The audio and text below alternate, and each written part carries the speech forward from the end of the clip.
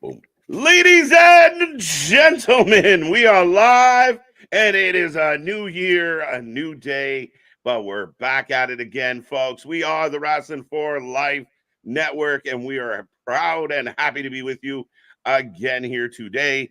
It's going to be a fun one from start to finish as we bring you WWE RAW Day 1. Some titles on the line, lots of mysteries, lots of questions, lots of news, lots of rumors. And we're going to be here for all of it, folks. 3+ hours of wrestling coverage. Get in that chat, say hello, and make sure you hit like and subscribe. It's going to be a fun one. Strap in, strap on, grab your snacks, and Happy New Year. Let's go.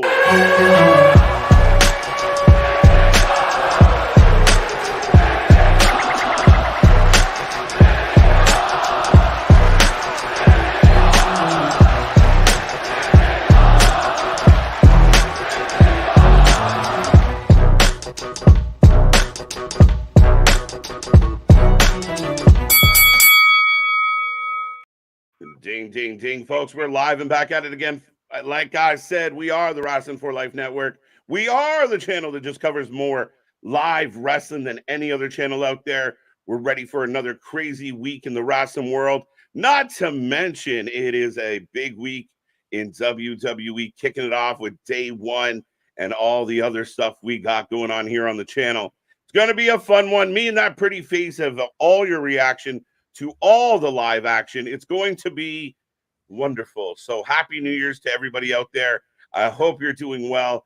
I will take a second to remind everybody out there, I am Mr. Every Night, KJ White, the Iron Man of YouTube, and that is the New Year's baby. Ladies and gentlemen, boys and girls, children of all ages, the Wrestling for Life Network proudly brings to you its YouTube tag stream champions of the world, the Every Night Delight, KJ White. I am Big Nick, and yes, we get our first live stream of 2024. Happy New Year's, everybody. We get the first show of WWE in 2024 and the first Monday Night Raw without Kevin Dunn, by the way. Without Kevin Dunn. Dunner is done. So no more Kevin. Change is happening in WWE, but I think this is part of a grand scheme of things. As things have begun to change, of course, we talk a lot about being in the Triple H era. So, yeah, I mean, Dunner kind of taking orders from Trips. We didn't know how long that was going to last, and here we have our answer now. But a lot on the horizon tonight. Seth Rollins taking on Drew McIntyre. All the buzz is who is the former champion that may or may not be in the building. Punk has been spotted at the building as expected. And we got a match 4 years in the making between Becky and Nia. Lots going on, Nick. Well, almost every show this week for WWE is almost like a mini pay-per-view, because not only do we have Day 1 with tonight, then we've got New Year's Evil tomorrow night, where we've got Trick taking on Ilya for the world title. We've got Blair Davenport taking on I was almost going to say Isla Dawn, Bird Lady. I was trying to actually remember her name. Bird Lady. Lyra. For the title. Yeah, Lyra Valkyria. And then on Friday, we've got New Year's Revolution as well, with the tournament finals for the U.S. title shot, etc., etc. Mm-hmm. Yeah, no, it's going to be a good one. Plus Dynamite on Wednesday. It's kind of their birthday celebration as they hit the 5-year mark. And it's alleged that Mercedes is going to show up there, if you believe Brian Alvarez. I don't believe anybody, and I'll believe it when I see it. We'll talk a lot about that as we get into this pre-show. Of course, the wrestling does not kick off for a little bit here, folks. But get in that chat. Let us know what's on your wrestling mind. We got lots to talk about right now. And to get into Sasha Banks, Mercedes Moné, very interesting topic. What I find funny about this, again, is I already see a lot of people out there on Twitter and Instagram and such, like, oh, this is great, or this is bad, this is good. They're all jumping in with their opinion. We don't know what's going to happen yet. I will say this. Mm-hmm. She wants a lot of money is the report. WWE has never been willing to give her the money she wants, and therefore she may end up elsewhere. I know the TNA fans out there are like chanting TNA and can't wait, but if she can't get enough money from WWE, I can't imagine TNA can offer her the money she's looking for. And we all know the Mark with big, deep pockets out there. This could be a thing. Trying to predict, well, it very much could be a thing. Trying to predict what Mercedes Moné, Sasha Banks is going to do over the past 2 years. It reminds me of a clip that I saw earlier today on Twitter. If it's just a dude shooting jump shots, and just bricking every goddamn thing. That's 100% what this is. We said before with, the talks have ceased. It sounds very similar to the whole Punk thing of, well, they've stopped talking. And then next thing you know, Punk shows up at Survivor Series. So I still think there's still a potential she shows up in WWE. If she shows up in AEW, great for her. I don't personally care either way, respectfully. Yeah, I mean, again, that's perfectly acceptable. And I believe you and I were live and we were still getting updates of, Punk's not there, Punk's not happening while the show was going on. Mm-hmm. And then it happened. Again, I think a lot of funny shit has taken place. I think the dirt sheets are just guessing at a lot of this. I love when somebody in the WWE has said to us, the negotiations have stopped. Well, what if they stopped because they were done? Right. I made that joke the other night. You pointed it out. And I mean, we don't know. We don't know if they're going left or right. I'm just curious. Like, I will, I'm really eager to look at it. But, hey, she will help the AEW women's division, but she may get exposed. Yeah, well, it's going to be interesting if she goes over there. I don't want to instantly poo-poo it because it could be the thing that helps them out, and they need something, God damn it, to right that ship. Because, well, in other AEW news, by the way, again, shout out everybody in the chat. I see everybody wishing Happy New Year's and everything like that. Hopefully everybody had a happy holidays and everything. Yeah. Welcome to 2024. Now everyone's sharing that same Sting gif of New Year, New Me, and he takes off the one match. Yeah, pretty much. Sting. Right. But MJF not on AEW's roster page currently. Yeah, you know what? Let's talk about this because it strikes me as odd. Because I think if you were still in a negotiation or still having a conversation, or even if he said, listen, I'm not going to negotiate my contract right now, it seems like it was pulled down in haste. So part of me, I don't want to be one of those internet marks who like, it's a work, everything's a work. But it just seems so fishy to me. Like, what would be the ploy? Like, if I was Tony Khan and MJF was under contract, I would be very open about it just for the sake of my business. Because so much bad shit has happened in my business. To give this idea that maybe he's leaving, oh no, but we re-signed him. He chose us over them. Well, him just being there tells us that. So if that's the narrative that's trying to be played out here, I don't know, man. You think though that Tony Khan that was dressed there, Mr. Do the Humpty Hump, is really worried about the seriousness of the presentation of his company? No, I think this is a way to get people talking about it, especially if he has re-signed. Because again, unless Tony really doesn't know what he's doing creatively, regardless of any rumored stories or allegations or anything like that, as far as in and out, day in, day out, booking of your story, of your company, trying to make a creative product that people want to watch. Yeah. If you don't have this guy already under contract, locked up, and you're going to do this giant angle with him and have the devil revealed, and you could lose him, a dangerous game you've played, sir. Yeah, I mean, at the end of the day, I mean, it becomes very interesting because we've said for a long time, like, if you didn't sit down and negotiate a long-term lucrative extension for this young gentleman who has been the center of your company, you're in a big pickle. Because again, we saw what happened with Jade of, they negotiated the money. Tony thought she was coming back, and she got the WWE tour of like, all this could be yours. And sure enough, she was like, bye, peace. Like, yeah. If he gets that opportunity, it might be hard to keep him. Well, I mean, you've already kind of seen him have that bit of where everyone was sharing and where he's shaking hands and kissing babies with John Cena and Liv Morgan and everything like that.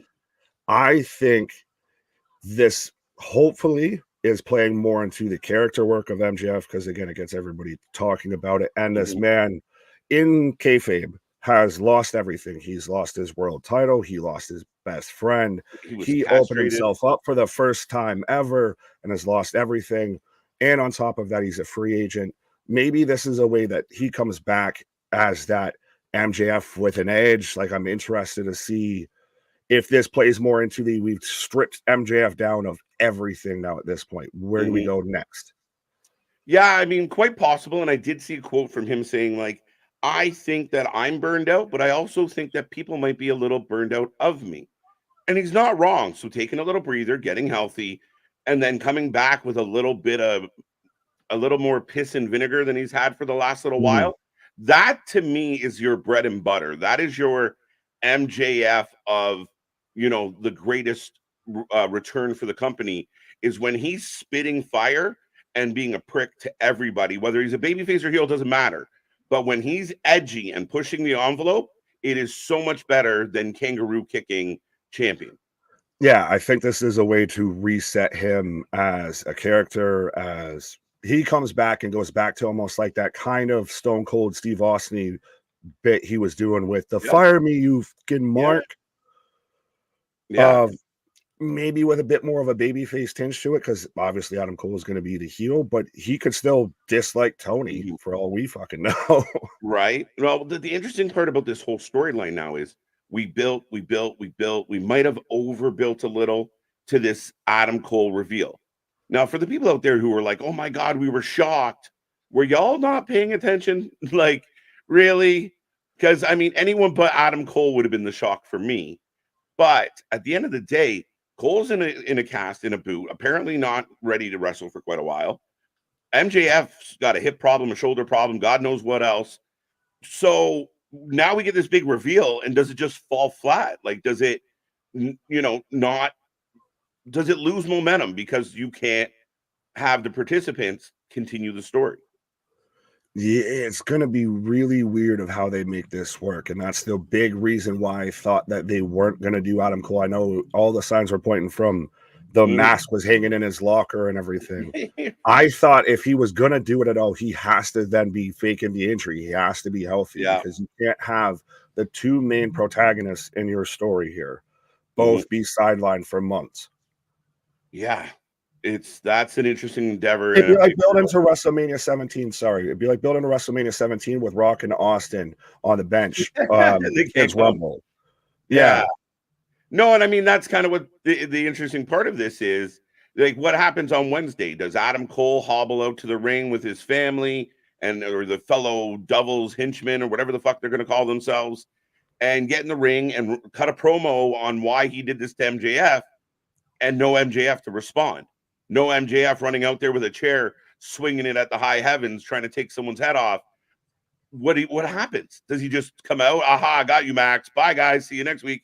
Like, where do you go? I think that's honestly probably what they're going to do. They're going to roll him out in Roddy's wheelchair. And even now, like Wardlow, like you went from a guy, how mighty Wardlow has fallen. He had the AW world by the marbles. When he's up there on top of the cage, holding up the championship and everything like that. And since then, it has been nothing but a steady decline to now he's just a henchman. Yeah, I mean, I was a little disappointed with that decision just because even if Wardlow did have an axe to grind, and that's the reason they put this together of like Wardlow joined forces because he hates Max too, but he was in a group and he got away from the group and he was a solo guy. And he was very popular as a solo guy, and you ran that backwards. And I don't quite love it, and we'll see where it goes. But I'm not a big fan of, I want progression. It's the same thing we talked about with Swerve. I want to see him progress. But say lovey. Well, speaking of progressing, let's progress on and get to some of these comments here. At least say hi to some people as too fast. Yeah, too fast, too furious going by outside. I'm going to sit outside your house and just shoot at his tires. I swear to God. I'm convinced it's the same multiple, guy. My guy. Multiple people. Wait, you will probably hear fireworks too as well. Oh, good. West V Mountain saying, me at midnight, new year, new me right now, finishing my third Snickers bar and fifth can of Coors. Facts. Ricky's saying, Rocky. A lot of rumors about The Rock, man. What does this mean? A lot of rumors about The Rock. It's a lot of reaching. I feel. It's very interesting. But this is stemming from a story from, I think, like Sportskeeda. And because he was there for the Rose Bowl and Nick Khan also happened to be in the same picture. Yeah. So that made me laugh of like, we've seen them in the same place. They're definitely doing this. Now, a lot of rumors about maybe The Rock being at Elimination Chamber, maybe he'll take on Roman at Elimination Chamber, which I mean would strike me as odd as if you do the payoff in Perth and then Rock goes off into the sunset, and Roman moves on to Mania. I saw somebody suggest you do Cody versus Rock at Elimination Chamber. Oh, that's like we're gonna conclude That's a this spicy story before the meatball. ending. That is a spicy meatball. And Cody, and yeah, that's curious for me. Right. Well, speaking of curious, I also think this is interesting. What if former world champion is Sasha Banks? Nobody's thinking she will be at Raw tonight. I would love it. Said former world champion. They didn't specify. Yes, I mean, I think you and I joked about this on Saturday and talked a little bit about it. Where I mean, yeah, it's a possibility. And for me, the minute I see like an Alvarez go, like, I'm not reporting this, but I'm hearing, I want the opposite to happen of whatever comes out of the the Wrestling Observer camp. Whatever they report, I want the opposite to happen, just so we can go again. Told ya. So yeah, go ha. With everybody reporting like, oh, it's AEW's birthday Wednesday, and we're expecting Sasha to be there. What a kick in the pants that would be if she showed up tonight. Well, speaking of someone who's been alleged to show up tonight, what do we think about Andrade, who might have been at World's End and is now damn near going to pull a Rick Rude and show up on Monday Night Raw tonight? Be very interesting. I know some people out there have pointed to the fact that Andrade is scheduled to do some indie bookings, but shit changes, and one doesn't mean the other's not happening. El Idolo has been, we've all been just waiting. If it's not tonight, it might be next week. It might be Friday. It might be Rumble, but he's coming back. We know he's coming back. The writing was on the wall. Yeah, we joked during that whole match about how it's pretty much a loser leaves AEW match. Right. A loser goes back to WWE match. Right. 100%. But Rashad, what up? Curtis, what up? What's the latest regarding Julia? Yeah, standstill, I think. She said she's got some shit to do in New Japan still. Now there is talks about WWE working with Stardom or working with other promotions. I think she'd be a nice touch. I've watched a lot of her matches. We'll see. We'll see. I think that's still in play. And Trips is the type of guy of like, we don't know what to do with her yet, but you're not going to have her. Sorry, Tony. Do you bring her back at Rumble, or do you put her, I hate to say it this way, but you put her in with Damage Control or anything like that? Or maybe she comes out on the babyface side. She replaces Charlotte. That's what I kind of suggested that in the past of, maybe now that Charlotte's missing, do you bring Julia in? And I know the fan base won't really know who she is, but you explain that she has history with members of Damage Control, and that's why she's there. And plus, her versus EO, her versus Asuka. Sign me up. Let's go. Ding, ding. Oh, 100%. You get all the hardcore AEW fans that, oh, screw WWE. Wow, you're going to want to watch that match, assholes. Where was it? Max, what up? Saying, I'm shocked I remember to come back here. Well, I'm here, I guess. Well, we appreciate it. That's why you need to hit that bell notification. It'll let you know. Yeah, don't be shocked, Max. We're addicting like cigarettes, man. Sorry. Whoa. We'll keep you coming on back. Those statements are those of KJ White and KJ White alone. I speak in facts, though, folks. Facts. After I left Saturday night's stream, this one was on for another hour. Dang. Yeah, we were waiting for the damn presser. Yeah, thank God we would. I'm kind of happy that we caught what we did. But after that, we were like, we can't do this anymore. But yeah, 6.5 hours, that's nothing new for us, guys. If you're new here to this channel, we take a rating out of 10 at the end of every show. We take a prediction on every single match. And we watch more live wrestling than anybody else out there. It's not bullshit. It's not just us saying it. We do it 6+ hours Saturday. Tonight will be 3+ hours, 4 hours. And then all week long. We head into Mania, and we're going to do 24 hours in 2 days, not counting the Thursday and Friday streams. Strap in, strap on, folks. If you like wrestling and you want to get an intake and you want to be in the family, this is the place to do it.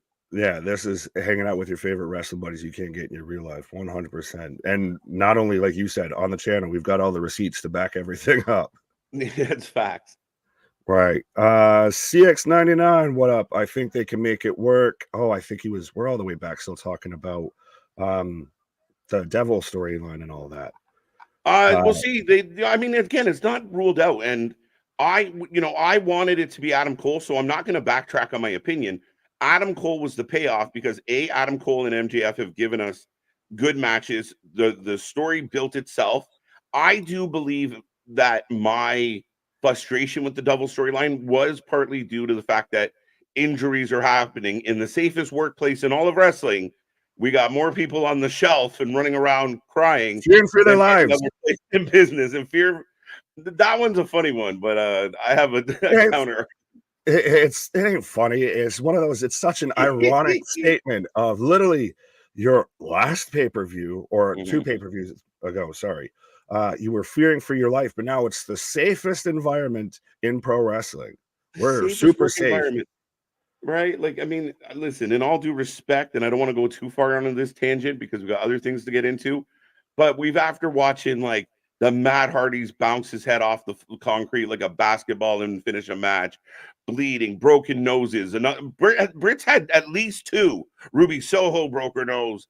Backstage, we've had brawls and fights and rumors. Yeah, let's go with the safest place out there. If that's the safest place, we got problems.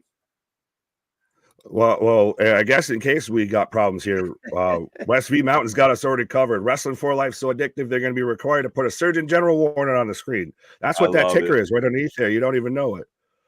I'll have to add it, right? Yeah, well, I was going to say, we got the descriptions. Make sure you leave a comment when the video is done, all of that. When still, I know the chat's been filling up, but we've missed way too many. Yeah, I'm going to run through a whole bunch.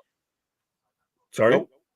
No, I was just going to say that's why we got the super chats, the super stickers. We got the memberships 100%. So appreciate everybody in the chat. We try and get on as many comments as we can, but sometimes, especially when we got like 80 some odd people rocking with us before the show even starts, it's getting a little hot and heavy in here.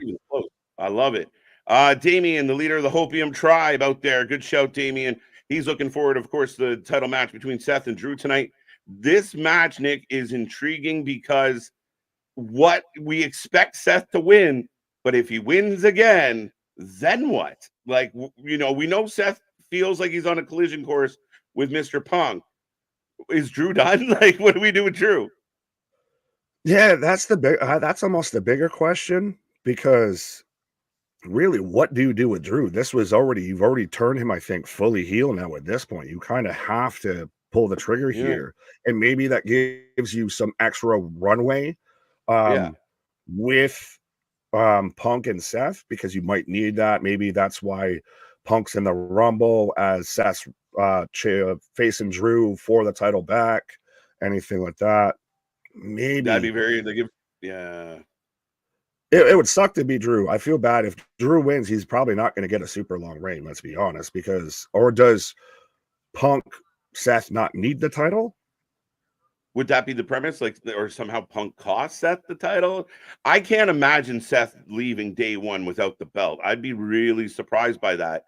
And then that brings up a whole list of questions if he loses. Like you said, you know, Punk, you know, you assume if Punk's going to be in that main event spot, if Punk's going to win the Rumble and go after Seth, that belt's going to be involved. It's, you know, Punk's not going to win the Rumble and challenge Drew McIntyre. Oh, absolutely. And sorry, I just got caught up with this comment. I could tell. Might not be able to read all of it, but my wife heard part of your stream Saturday night, and she said, about time you're hearing men on wrestling, not Soy Boy, JD, and BC. I'm going to move past that real quick. Actual sounding men, she clarified. That's appreciated. And I will say this, man. We kind of pick at that particular dude that just came up. His co-host is the worst. I don't know, that Chi-Town Schmart guy, that dude will not say a fucking thing bad about AEW. Like, there is just video after video after video of what happened at World's End. It wasn't one of their best pay-per-views. Man, guys, just be honest, just be straight. Like, do you? We don't give shit to any other content creators. We want everybody to do well. But my God, if it's right in front of your eyes, if it's a pile of shit, don't tell me it's chocolate. Come on. I was going to say, is this when we point out that we say negative things about all the companies at times? We call it like it is. Our shit is real. Our shit is raw. Our shit is authentic. It's not a pile of chocolate. It's not a pile of chocolate. Seth and Becky aren't going to AEW. I agree with Jay Palmer. Definitely. Christian's in the house. I see Curtis back with us. OG Dale hanging out. How you doing? How you doing? How you doing? Chris Arcane's back. Easy Bake Boston. Woo! Rashad, West V. Who else we got in here? C Yes, Money's we probably got. somewhere. Jason. Roll call's getting long, folks. Roll call's getting long. Yeah, I'm gonna be out here like, all right. Almighty Black Adam, welcome back. Becky versus Nia will kick off day one. Potentially, yeah. I mean, why not? Is it crazy though? You brought this up before we went live. This is a match for damn near almost 5 years. This is a match almost as long, tail almost as old as AEW tonight is getting paid off between Becky Lynch and Nia Jax. Yeah, I mean, it's crazy. And I mean, for all the people that hate on Nia Jax, she's unsafe, she's this, she's that. Here she is in, like, not only are they, have they brought her back, they're leaning into the fact that she broke her face. Like, you know what I mean? They're not like, oh, let's not talk about it. They're very much stepping into this and going, 4 years ago, I shattered your face. Me shattering your face made you the man, which, pole vault is all accurate. It's all factual. It's all factual. It's all authentic. I love the feel of it, Nick. I love the vibe, and I'm looking forward to this match.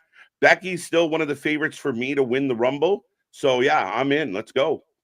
Oh, and I still, like you said, everybody's kind of just hating on Nia Jax right out the gate of just, oh, she's unsafe. She's obviously taken time. She's done a bit more training. She's come back, and she's been a nice added addition, I feel, to the women's division. I love this. Sasha isn't going to WWE. She's going to AEW. It's literally all over the internet because the internet, if you read it on the internet, it's got to be true. My guy, I'm not saying she's not going to AEW. What I am saying is I won't believe it until I fucking see it. And in either direction, and we just went through that with Punk. He's not there. He's not there. Half an hour before this man showed up, there were the internet people saying, no Punk tonight. 5 minutes before there, we got the little placard. Oh, no Punk. No Punk. Right. Look in my eyes. Yeah. What do you see? Yeah. Paul shitting on JD and fuck that guy. JD, other friends, is always talking like he personally knows who the wrestlers are. Yeah, some people touch grass. Paul saying happy New Year's. Can I get a happy birthday? Can I get a amen? Yes. Happy birthday, my guy. Happy birthday, Paul. Good day to have a birthday. I mean, is it? You're already having a party, so it's kind of built in. It's nice. Everyone's shooting off fireworks for Paul, though. There you go. Pause. I believe it when I see a type of person. I was the same way with Cody. Me and you argued about the whole Cody thing. I'm like, there's no fucking way. There's no fucking way. Poof, lights go out. There's more than one. All right, more than one royal family. Well, goddamn it. And I guess so. Right? Yeah. Curtis, the Prince of the Mid-South out there, letting us know over under number of commercial breaks, 13. I'll take the under. I almost think with tonight, this whole week, like we said, for WWE seems like mini pay-per-views. They're all, granted, obviously former pay-per-view names, but they're all mini pay-per-views each week. So I think that might be a bit lighter on the commercials, more heavy on the action. Pause. Right. Like this MTK voice. Thanks, guys. Thanks, guys. But we are about 1 minute away. Nick and I will sync up our coverage. We will let everybody know when the show's kicking off. I see almost 100 people here with us again tonight. So thank you for being here. Once again, Happy New Year. Day one is about to kick off. If you haven't hit like yet, please do so. If you haven't hit subscribe yet, why not? And be a part of all the fun. Be a member. Don't forget, we got the super chats, super stickers. But tonight's going to be a fun one. Nick and I are going to be strapped in and strapped on for the whole night long.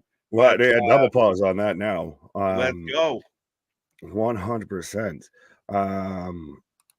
With CGI, I don't even believe it when I see it. I have to hear it before I know it's official. Right. That's all. It's just a hologram. Right. Liam, what up? There we go. There we go. I got Zen, my guy. I have Richard Wolf because everybody knows I'm up behind. Yeah. But it's going to be interesting because we've got allegedly just the two commentator teams now, two-man teams of Michael Cole's exclusively to Raw. First show without Kevin Dunn at production. So is it going to look different? Is it going to feel different? Anything like that? I don't know. Well, we're going to find out. It feels like a very much, this is the hard set. This is the true dawning of the game era. It's a new day. Yes, it is. Yes, it is. He could come back tonight. Yes. I put him on that little call out. You get that? Or it could be Brawny the Strowman. You're going to get these hands. Then? Oh, sorry. I've got the video package now. I was too busy talking. You are the worst every single time, folks. Don't worry. I'm buffering. Every day I'm buffering. Right. Buffering. Okay. I got the package as well. So you're going to have to give me a Q point. I'm ahead of you. I've got Nia, CM Punk, Gunther, Nakamura. I'm the day one graphic now, sir. All right. I'll let you know when I get there. I got Raw day one. 2 years. Gang. I got the crowd shot. All right, ladies and gentlemen, day one is kicking off. And hello to all. I know we're trying to say hello to everybody, but it's a busy night here on the channel. And we're starting off with the commentary team in the ring. Yeah, so we've got Wade Barrett and Michael Cole on Monday Night Raw. So does this mean we're getting Corey Graves? Oh, God damn it, we're getting Corey Graves and Kevin Patrick on SmackDown. They might change that. I hope so. Bring back Morrow. Give me Morrow, and I'll go Morrow and Graves. Let's go. Right. Or you move could you move Graves to lead and bring back Pat? I would love if Pat came back, but I think he's got too much stuff going on. Facts. But finally, Backyard, I think you're the first person that's actually gotten my little saying at the end of it from where it was sourced with Arsenal. You can't spell bars without putting that arse in it. As we're getting a run through the card. So they're selling us on the show right now. They're even talking about Triple H's tweet. We can now confirm it is. So it is somebody. Right. John saying good evening. Love the award show. Appreciate you, my guy. Well, thank you. I would hope so. Y'all voted on it. Yeah, go check out our award show, our 2023 for Lifeys. They were fun to do. Big shout out to Ringsider Anthony. But here comes Becky Lynch. Right. Was it me or were their mics going through like the whole PA system? They weren't just like for the TV mics or anything. Like they were broadcasting to everybody. Yeah, it was maybe the first botch in the non-done production. Well, it was very like you felt like, this Sunday. Right. Kevin Dunn at home seeing like, fuck, look what they did. Right. Not enough camera cuts. Not enough shaky cam. Oh my God, yeah. But so we are kicking it off with Becky Lynch taking on Nia Jax. So shout out whoever said that was kicking it off. Right. In the pre-show there. As we're getting a video package of back with music and everything. This is dramatic. Well, think about it, my guy. I pointed out this storyline's been technically going on almost as long as AEW's existed. Yeah, facts. Look at the face. Becky took a big one. I'll give her that. And she took a licking and kept on ticking. Pause. Nia packs a punch. Yeah, but that shows Becky as a fucking bat. Like that's one of the best wrestling visuals ever. Like this one. Fuck. Hi. All right. You're missing the other parts of it. Thank you. Yeah, right. One of the coldest lines we've heard in a long time was the one that Becky hit fucking Nia with about her knees, man. Yeah. Woo! Even your knees gave up on you. Mark Smooth. Happy New Year's. Thank God for another blessed year in pro wrestling. Cheers. If you thought 2023 in pro wrestling was crazy, it's only going to get crazier. Oh, we're in right now like a whirlwind of wrestling love right now. Because, I mean, you can't go wrong. We're heading towards Rumble. We're going to Australia for a chamber. We got Mania 40. It's Mania 40. It's going to be a big one. You got Tony trying to figure out his situation and recalibrate. TNA, and speaking of the devil and the TNA love out there, Ringsider Anthony, good to see you. Good to see you. Thank you for joining us. What up? As CX99 saying Sling TV sucks. Well, that's why you just listen to us. We got you covered at least with while your shit's buffering. The man will win, says Eric Tate. So yes, I agree. Let us know who you're taking for this match, folks, whether you're taking Nia Jax or Becky Lynch. I think we're both going Becky here. I'm gonna go Becky. I mean, Nia needs a kind of a big win. I mean, this would be. I'll go Nia. Damn, I was about to literally steal that and go shout out to our boy Polo, who's actually at the show tonight, and shout out Hey, also, I think it was Scott Woodford who's been in the chat who sent me pictures of him wearing a Wrestling for Life Network t-shirt the other night at the Minnesota Vikings game and everything. Nice. So, right. So I was gonna take Nia if you were gonna take Becky. So, but if you're gonna take Nia, then I'll be the difficult one and I'll take Becky. There you go. But here we go. I mean, they're giving us a little package. I like that they just did that and kind of sold us on it. I will throw this out to the chat. Now that Michael Cole confirms that there will be, in fact, somebody in the building, give me all your predictions. I don't care if they're wrong, right? MJF is technically a former world champion. Could it be him? You never specifically said WWE. No, he just said world champion. Well, I actually did say WWE, but yeah, you can have that. Not even what I'm mad at. Andrade was not former. Well, unless NXT. The NXT has championship as a world champion. Yeah. Pig King. I was just supposed to click on that. Yeah. Yeah. What up? Shout out with the Minecraft shit. Right. Alexis is saying Big E. I would love it if it's Big E. Day one, new day. I kind of like the vibe. Big E I put him on the call out. A lot of people, my original guess was I wonder if it's Batista because of his relationship. And I do think that Batista could be going into the Hall of Fame this year. I thought it was going to be Brock because he enters into the Royal Rumble. Maybe we get the whole thing between him and Gunther. I thought that, or then I saw a couple people were talking about it, and I forgot this man honestly was a world champion at one point with Brawny the Strowman. I don't know where he's along with his recovery. But that would be and he's talking a lot about returning, looking forward to returning.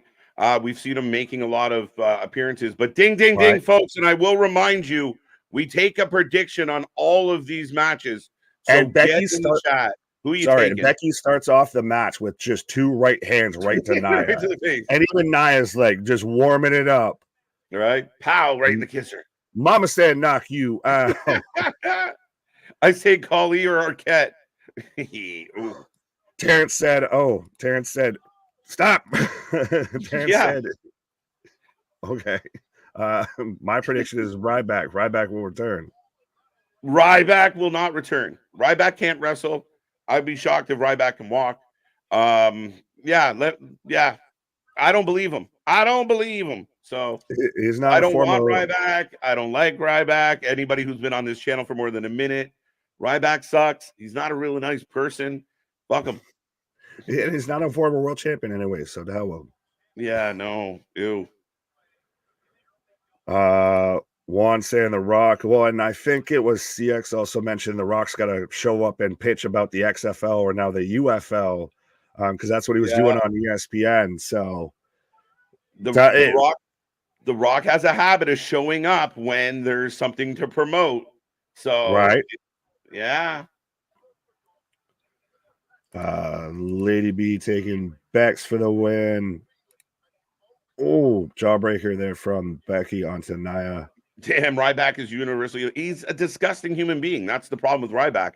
He is vile. So that's why he is unanimously disliked. I'm sure a couple people out there like him. Apparently he does a podcast. But no, that guy's like, sorry, I've seen enough from him. Mm-hmm. Becky just firing up. Yeah, not anymore. Oh, so I'm a half second behind you. Oh, Becky. Oh, natural disaster, technically, or natural selection. And I just got my whole spot. So I'm waiting for you. No, you're good. I refreshed, so I was seeing if I would catch up with you. Sorry. AJ, how you doing? AJ? Welcome back. Juan, how you doing? It's Vince. Yeah. Becky in the corner right now. She about to try and hit a Bexploder onto Nia.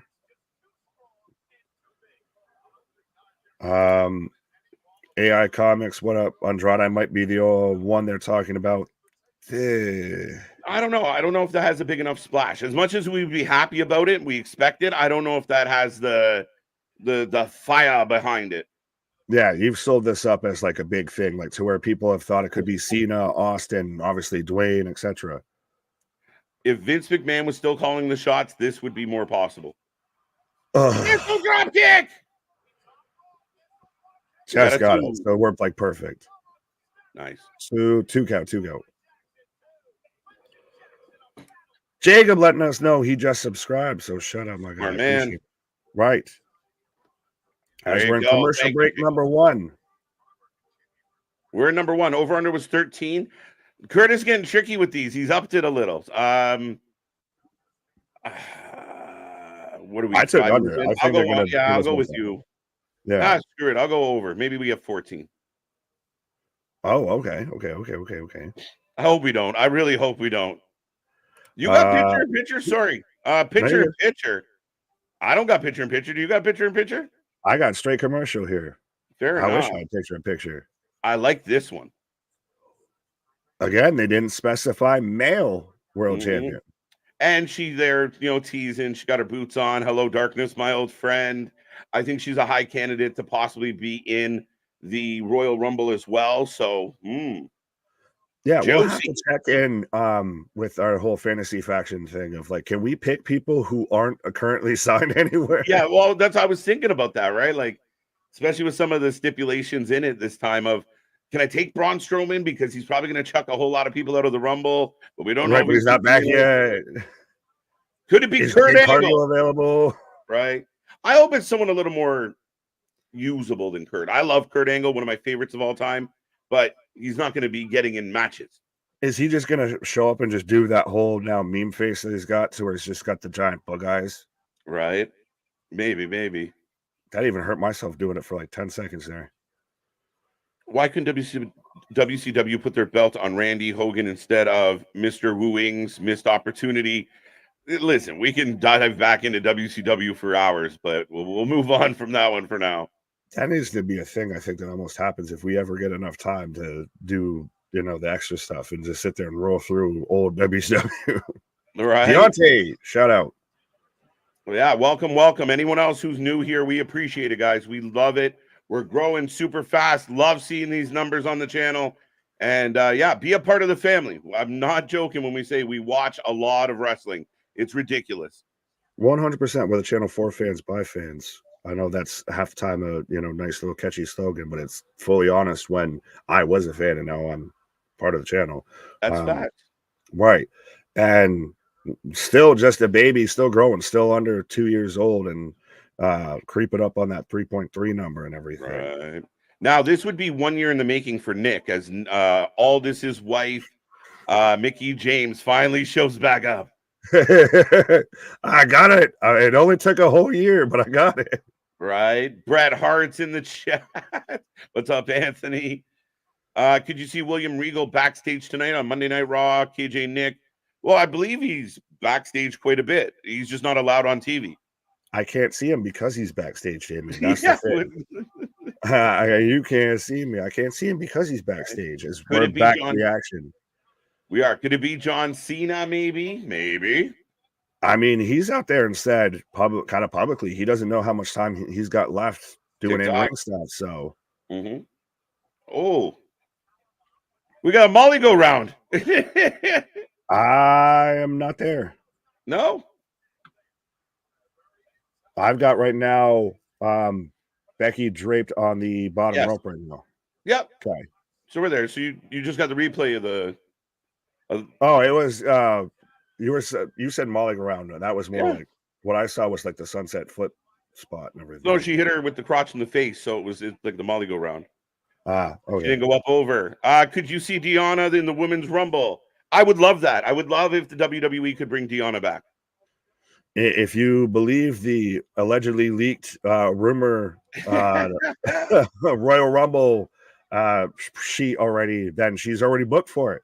Right. Headbutt on the outside. Mr. Bob Backlund. I love Bob. I never ate marijuana. That's the best line from Bob Backlund ever. Right? The dead man, hey, Taker. No, that's the first time someone brought up Taker. Absolutely. And that's a really interesting thing that no one had really thought about. I mean, we've seen Undertaker was back just at Raw 300, so we get another Taker match. I still believe that Taker deserves, to do that walk off with a crowd cheering. Like, maybe he just comes out and shows his podcast. That's what he does. Maybe. Brock, you think it's Brock as well? Yeah, Brock's still somebody that I think could be an active competitor. Right. So, I am indie wrestling manager. Jacob, that's awesome, man. Welcome. I'm gonna have to chit chat with you sometime. I was gonna say, and that follows it up with research with Thomas Flynn saying, would you interview indie wrestlers live? We do it all the time. A bunch of them. Yeah. Actually, we took a little break. But I was gonna say, and we're starting to get back into that. So 100%. Actually, I think you and I might need to talk about a thing or two at some point. Absolutely. Happy New Year's in 2024. Welcome. But yeah, no, if you go to our archives, guys, and if you actually go down our Let's Rumble podcast, which is something we do here, we've interviewed a lot of independent wrestlers, a good amount, and we have them watch. We've had a couple end up on interviews because they were watching the live streams. Yeah, we have one specifically who may not like me. Right, 80%. It's Batista announcing Hall of Fame. Ooh, easy bake with me on Batista. There you go. What if it's Kevin Nash? We go back to the click. It's William Regal. It's not a former world champion, technically. The WWE one, anyway. Right. Hit the like button, and yes, this channel live stream wrestling all the damn time. Both women up top, Nick. Yes. Oh, yeah. I'm with you. Well, Real say Happy New Year, KJ and Nick. Everyone have a fun stream tonight. Happy New Year, Real. Oh, nice to see you popping in. Yeah. Where were you defending that? 2 count. Bum. Was Shane ever? No, he was not a WWE champion, but I would like Shane to come back. It would be fun. He was the European champion. There were people that was predicting he was going to be the devil. I wanted him to be the devil. It might have turned out better. Ambrose. No time soon on that one. Holla if you hear me. I had the interview one up as you were saying no to Ambrose, so I'm like, what? He's not. Well, I mean, he's super indie. 7 seconds max with Becky. I don't know. Shane was a European champion. It could be Bray Wyatt's brother, Bo Dallas. He was an NXT champion. Valid. Touche, Tabernacle. You got to work that one in, though. I think if you're going to bring Bo back, you got to bring it. There's got to be a little pop and circumstance with that. You got to massage that one in there. Pause. Mm-hmm. But Becky working out Nia. Oh, spinning back kick. And flailing on her. Ref saying, hey, man. Terrence, have you heard? We're not going to get into that right now. Maybe we'll talk about it. But if you go back to our stream on Saturday night, we talked a lot about this, Terrence. So until further news happens, we don't have much else to say about it. Fortunately for everybody.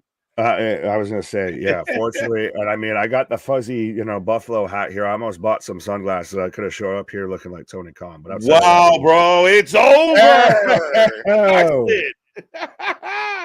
I'll take that point. Nia Jax win. Letting the world know she not messing around. That is a big win for Nia. Yeah. Could you say, outside of her obviously winning the title, biggest win of her career? At this time, with the story and everything behind it, the connotation behind it, because they had the whole video package of she hurts people, she punches people in the face and she shatters skulls. Yeah. Becky has juice. They even used the fucking. They're gonna give her the goddamn WMD like fucking Big Show, right? That is huge. Yeah, I think this is a huge victory, especially because her face is bleeding again. You're right. Yeah, because they gave her the fucking Rocky Balboa, the Superman uppercut there. Right. Wow. All right. Very interesting. As Barrett's even saying, at right now, who on the women's roster could withstand going toe-to-toe with Nia Jax? That's great because they built her up as just this fucking badass. They Yeah, built and her you up. need that. Yeah, they built her up like what Awesome Kong was supposed to be in when she was in Impact. Yeah, but and again, we've talked a lot about Rhea Ripley's title reign and it not having, some people have criticized it. I haven't, but she needs challengers that you legitimately think can go toe to toe with her. This is doing that for Nia. You're building her up for a rumble to remember and to take on Rhea Ripley and actually make it like, oh shit, Rhea's in trouble. Somebody can physically stand toe to toe with Rhea. Yep. As we're getting a Christmas story with Nakamura. Yeah, we're going to replay of his telling everybody that Dusty was a hillbilly and getting and now Cody's a cancer. Yeah. He's got an ornament of crying Cody Rhodes right beside him. I love that. Merry Christmas to you, and let's have a fight as Cody jumps him. Could you see Pat McAfee being in the Royal Rumble? Yeah. I like it. I'd like it, but I mean, like I said, it'd be a great moment. It's one of those but right now, the Rumble's stacked enough with people who could actually win it. I don't want to add anyone to it. Respectfully, Pat, I'd love you as a world champ. Big fan. But I don't want to add anyone to it that couldn't actually win it. Fair enough. I mean, I get that. But here's Cody up next. Regal was a European champion. He was also an IC champion. Never a world champion. Fair enough. I don't know why. Dolph. It's Dolph. It should have been me. No Dolph at World's End. We haven't seen much about Dolph as of late. So it'll be very interesting. Does Dolph still want to wrestle, or does Dolph want to just do other side stuff? Does he want to? I know everybody instantly linked him to AEW because of his brother. Does he want to do something like Impact, where probably a much lighter schedule? You sit there, you do like 3 tapings. That's a fucking month's worth of shows for you. Right. Yeah, it's possible. It really is possible. I'm curious. Of course, the vignette came out today of Elijah. Who wants to walk with Elijah? Hey, he found a workaround, and I'll give him credit for that. He just took everything WWE did. And how can I do it and not get copyright sued? That's it, man. Sheamus. How about Sheamus coming back? You haven't seen him in a hot minute. It's not been that long. It's been like a couple weeks. But no, like you mentioned with Elijah, I still want to just keep calling him Elias, or maybe even Ezekiel. But it's not. I'm glad that he's already going to be booked on Wrestling Revolver, which we actually have watched plenty of times. So I'm sure we'll be live for that show as well. Yeah, I mean, we love Wrestling Revolver here. One of the nominees this year from our channel for promotion of the year. And yeah, they got a lot of things going. Ali's going to be there. We've seen a lot of call outs. They're getting their shit in order, and it feels like they're hitting another stride now. It's nice with Revolver. Oh, absolutely. I'm 1-0 since I said Nia. That is accurate. Yes. I'm 0-1. I did not say Nia. I did not say Nia. Scripts, what up? Saying I would put Pat on commentary during the Rumble as a special attraction. That I would love. That. I would really like that. Like a little bit like they do with JR. Yeah, I think that works. And I mean, we see the pop he gets when he comes walking out, right? So yeah, I'm all for that. He's just in the Rock's corner for the Rumble. He's his corner man. I got you, dude. I got you. Right. Brandon, what are your chances that Priest catches in tonight? I want to say this. Are the odds that Damian Priest is going to have a successful cash in getting less likelier and less likelier, if that's even a word? Like they're going downhill. His odds, his percentages of cashing in. Maybe a little, but I still like the idea, especially again, if you want to kind of launch Damian, I still like the idea that he might be able to hijack Punk if Punk takes the belt. Maybe Drew does win the belt tonight, and then Damian hijacks it. I like that it's still lurking. I like that they've kind of bucked the system and kept this around for a little bit longer this time. Well, yeah, it's been a hot minute since they've done that, especially, but it's just now you initially you were in there with I think Damon was much more a legitimate threat to be a world champion before you had like Punk come back, and now hey, Drew's back doing shit too as well, and this is taking off over here, and this is going on over here, and we might get Dwayne back, and just all of these random things. Like now it's become such a Shark Tank. Now Randy's back, now AJ's back, and getting hotter than ever. Plus, LA Knight rose up 100%. The forest has grown around Damian Priest. Yes, and we're in another commercial break, by the way, folks. If you were just tuning in, Nia Jax did take the W fairly clean over Becky Lynch. So big win for Nia. Cody Rhodes is about to come up as I'm coming out of commercial break now. What's Boston got for us here? I said it earlier that Priest will cash in, but it will be a failed attempt. But for storyline purposes, it will be Judgment Day that makes him fail. Now, that is a good take. Absolutely. That I see no fault in that statement, sir. As I've got Cody coming out right now. I like this one. Priest is money in the safety deposit box at this point. That's funny, lady. I say it's Sting. No, we know he's on a retirement tour. Well, on a side note, you mentioned how when we were here Saturday, how it looked like Sting seemed just off put by being even around Chris Jericho. It really did. Think Sting's probably a little upset that that's like his like second to last pay-per-view match ever, and he's stuck with this situation covering his whole match. I would personally be a little frustrated if I was Sting. I'm trying to like make my farewell tour, and then you bring out Ric Flair, which is a great thing. We all love Ric Flair in some regard, and everybody's talking about Ric Flair's comments, not talking about Sting's retirement. Mm-hmm. Then you get thrown in this 8-man match, which made no sense to have this 8-man match anyway. And then everybody's talking about the controversy. They're booing Jericho. They're chanting NDA. And here you are trying to have a farewell tour. You're kind of raining on my parade. I don't really get it. But yeah, there wasn't that big moment where they embraced, like very standoffish. And you guys can go back and double check and see if I'm full of shit. But they did not seem cohesive at all.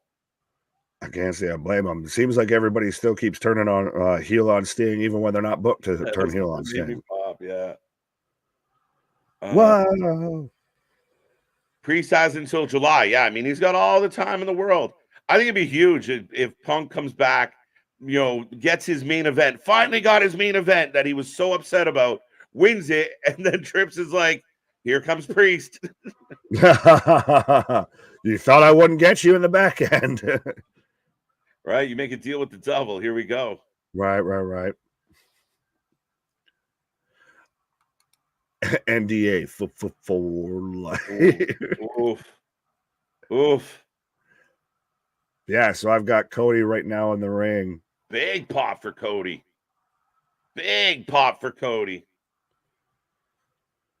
Uh-oh. Trevor's agreeing with you with Batista. Yeah, I like Batista as a call. So what do you want to talk about?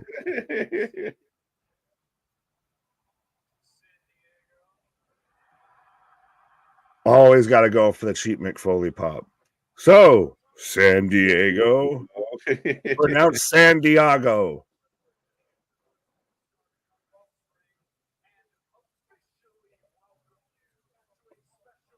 Night Raw. The ambassador of the WWE doing his thing. The politician of pro wrestling. Mm-hmm. That's where a lot of people have brought up over time, and I think there was people that really, really wanted Cody Rhodes to fail in his WWE run, but he's as hot as ever. A lot of places, not just us, gave him the award for Wrestler of the Year, even though I didn't agree with it. The fans voted it. But as far as being an over babyface, man, he's still at the top of that chart and he's doing well. Well, he's oddly enough, it's weird to say, in a WWE system with a WWE audience, if that makes any bit of sense, with the way that they present everything, he can work as the babyface as he is. With the AW audience, he was just a heel the whole time. Right? So he's talking about Shinsuke. I was blind and I thought fine. Now, when do we get the payoff match for this? Because obviously, I feel Cody's got to be in the Rumble. He's already announced. He's already declared for the Rumble. So yeah, unless he does double duty on the show. Yeah, double duty. Or you have them both in the Rumble, and then it leads to something after the Rumble. Shinsuke, Cody rematch at Elimination Chamber, perhaps. I feel like this has got to pay off on TV. Pay it off on TV. I thought they were gonna already, actually. Right. So yeah, I think you'd have to, because I don't.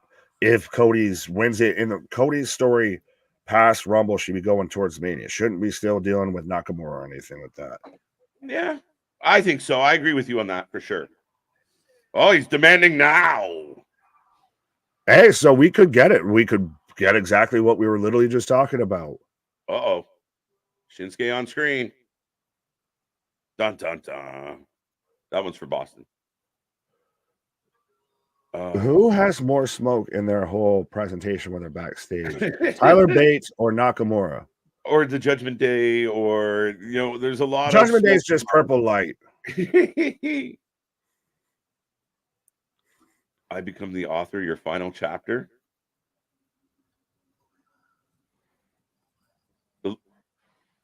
Look, the graphic novel shit is cool. Right. Alexis says, didn't know that was the score. I want to keep an eye. Oh, that's crazy. I don't give a crap about Nakamura. Fair enough. I happen to disagree with that. I'm pretty invested. Yeah, I like Nakamura. This has been the best Nakamura, I think, arguably, we've gotten in WWE outside of when he kind of first showed up. Yeah, we had like the NXT Nakamura that, he was great in NXT. Him and Joe had an amazing rivalry.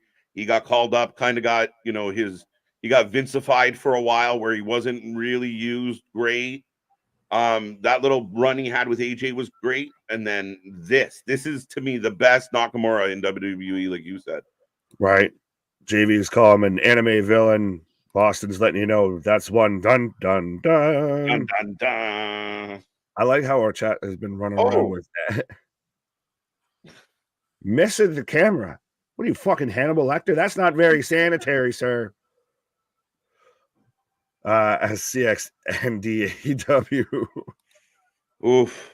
You really don't want that being tagged with your company. Not at all.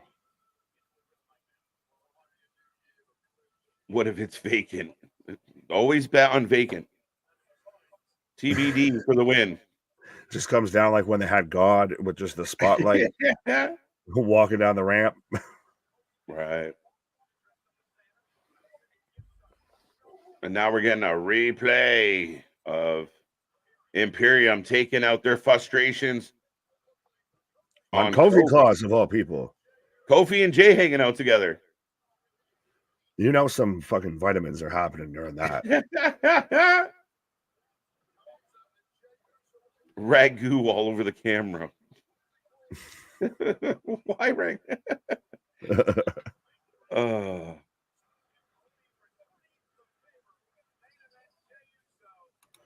Not sure. Naka music give me evil vibe. I mean, it's just a violin. No, I think it just fit in with the story they were telling. No, I'm okay with it all. I mean, again, to each their own. I'm okay with it. Hey, Kofi got new ring attire.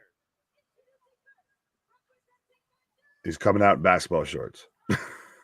Yeah, but I mean, he's not wearing his New Day gear, which is fair enough. That's the last time that happened. Yeah, well, we still got the New Day video package and everything. Absolutely. Dun, dun, dun. Boston calling it already. Big E returning right now. Here comes Kofi. It's getting that feeling. It's getting that feeling. Listen, I'd pop. I mean, that's going to be a huge moment. So, yeah, I mean, if we can get Big E back. Well, here comes Uso. Big E return and go after Gunther. Interesting. Well, it's honestly, when's the last time you had this much anticipation of someone could show up at a wrestling show and you literally had no idea who the fuck it could be? That's what the exciting part about where we're at with wrestling right now, not just in WWE. I will give AEW some flowers on this and actually Impact / TNA. I mean, there's so much kind of unknowns, uncertainties. So for the diehard fans like you and I that are following all the stories, there is so many possibilities, so much that could happen that it's extremely exciting. Oh, absolutely, absolutely. As we're in commercial break number 3 after Jey Uso comes out, and the crowd reaction for when Jey Uso comes out is second to none. Huge. He's previous segment had a pretty big one. Fair enough, but I'm saying for a guy that was normally just a tag team wrestler and everything like that, like he is 100% that bloodline storyline, that everything with him and Roman has truly elevated Jey Uso up. Yeah, no, I really, truthfully, I think it was the whole Yeet press conference that got him elevated. Like, it took him to that next level. We're like, great. But no, I mean, Jay's awesome. Jay's great. We've talked many times about the New Day, about the Usos. Yeah, about that too. What they've done with the New Day. Sorry, I got fucking Big E on the brain, apparently. But yeah, I mean, it's great. And the fact that they've been able to do this with Jay, again, you look through every segment has something we're kind of into. We open with Nia, Becky, it's good. You go into Cody and Shinsuke, good. Now you got the crowd going crazy for Kofi, who's a fan favorite, Jey Uso, who's white hot. Like, it just keeps going, segment after segment after segment. And for two guys that have to watch all these 3-hour shows, thank you. Well, it goes down to WWE has become the much more enjoyable show to watch. Obviously, at times with Monday Night Raw being 3 hours, there's obviously a little bit of a slug in the middle. But it very much now has gotten a pace to where everything has something going on to it. So you want to pay attention to everything. Right. CX talking about how they blurred the Yeet. Well, now they even sat there and were selling blurred Yeet shirts. Yeah, I mean, it's so funny to, like, you get the approval to do it and we're good to go. And they're like, wait, let's play a little. I give them credit. It's very, very cool, very smart marketing. And I love it. It's got to be one of the highest. I think it's in the top 5, if not top 10 for sure, in t-shirts sold.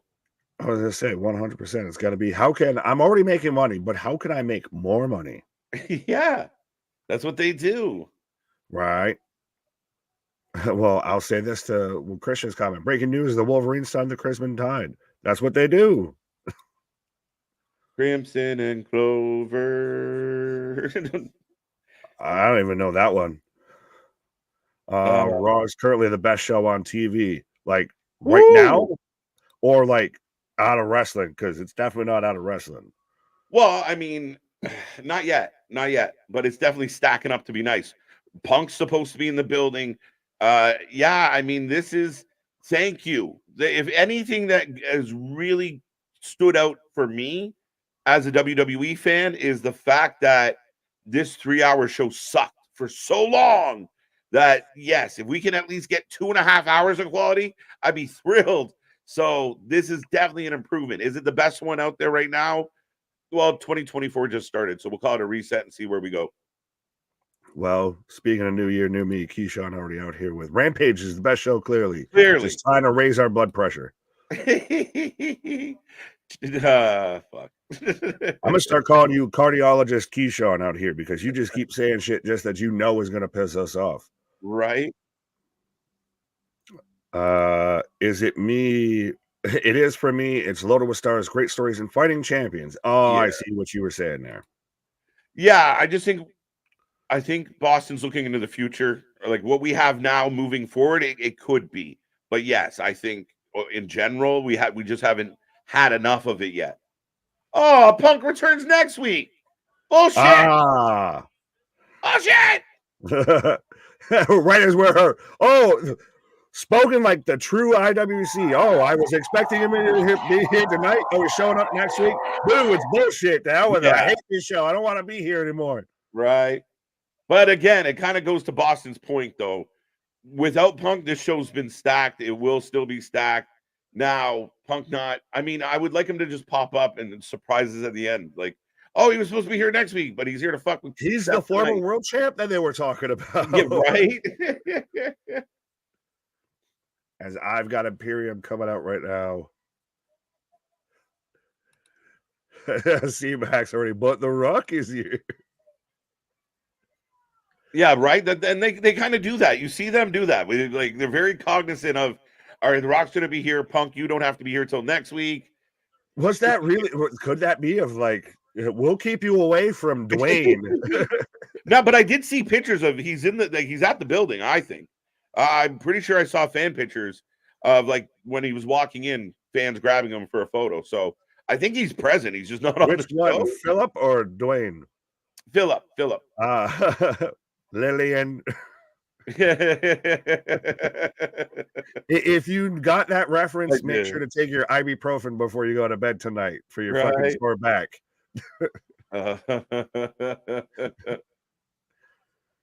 Goldberg is coming out. You got your retirement match. Yeah. Bill.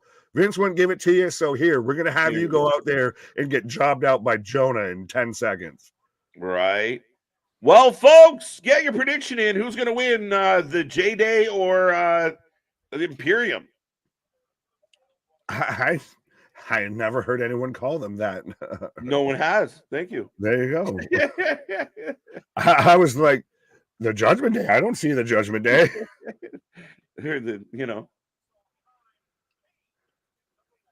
I guess we could have went with the Yeet Day, but nah, J-Day works way better. Rude. Eichner running over Kofi. Maybe eating me crazy. Would that work? Maybe. A bit of a reach, my friend. I tried. I was trying to. I was like, well, it's Kofi. It's not New Day, so I was like, I can't do SOS. Hear them shout. Triple H's. Wait, didn't you used to have a Jamaican accent? Yeah, that was the best. Or even when Punk shows up, fucking Jamaican me crazy. He's like, no, I don't do that anymore. I don't do that anymore. So I think that will owe forever. Hey, making me crazy. There we go. We nailed it. We figured it out. Jamaican me crazy. Jay making me crazy. Yeah, Jay making me crazy. There we go. Ryback said the pop for his return would be bigger. Ryback might be the first person to cause negative sound, like an influx of sound. Is that possible? Like less than no sound. I don't know. I didn't think it would be a possibility to put up a poll on your own Twitter page of asking your fans. People are supposed to like you, whether you should sign here, there, or retire. And retire wins unanimously. Mm-hmm. And maybe it was a bug. So you do it again. Guess what wins again? Retire. Yeah, I know. Ryback says a lot of shit, and none of it is fucking based in fact, reality, or sensibility. Mm-hmm.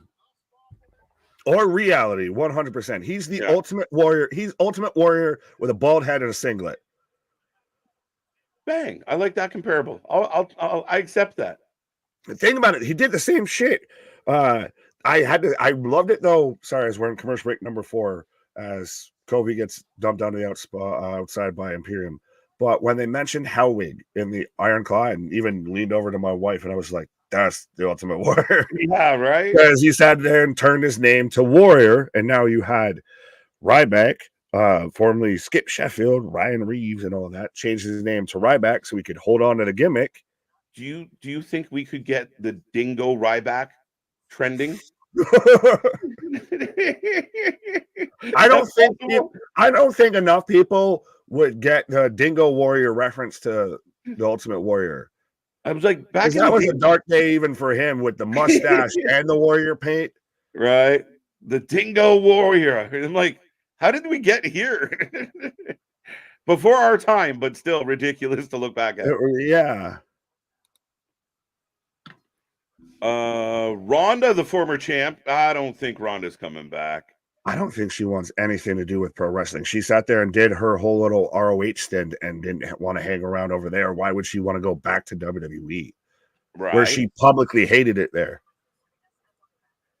I just don't think wrestling's her thing. I just, it is like, if she wants to go hang out with, Shafir and stuff, fine. But I was never impressed with Ronda. She can't cut a promo to save her life. She's okay in the ring, but I don't care. She can go anywhere she wants. Have Tony give her a ridiculous amount of money to hang out with AEW.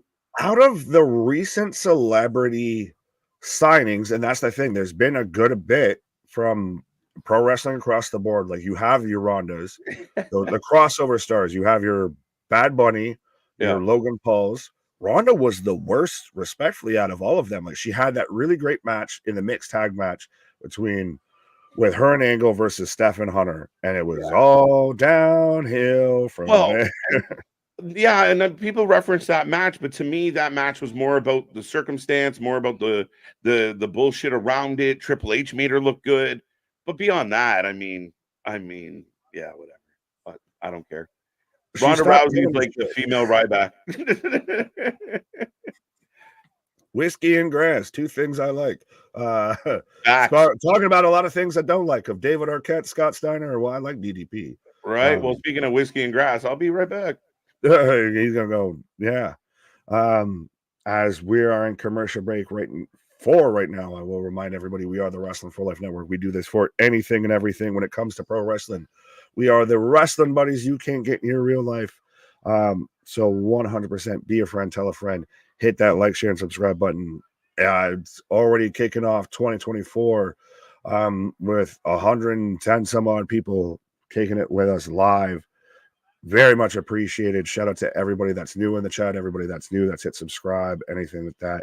And we do have the super chats, the super stickers, the memberships, everything as well. If you want to make sure that you help support the channel and also make sure your comment gets read. Plus, we do have the merch store, the Tiki Talks, the Instagrams, the Twitters. We got all the social media platforms, I think outside of maybe Threads for you there. As someone who partakes in the vitamins, is it not throwing you off when Jay's out here wearing an already blurred shirt to the ring? It kind of makes you question your eyesight here. But so Eichner with kind of a splash off the top rope gets met by a kick from Kofi as both men are down right now. Both men searching for the tag. Ball game, Michigan wins. Let's go. That's, to me, I think what should have been the case. Let me refresh here real quick, as of course my monitor would all go black right there. So I heard a ding ding and then my stream froze. So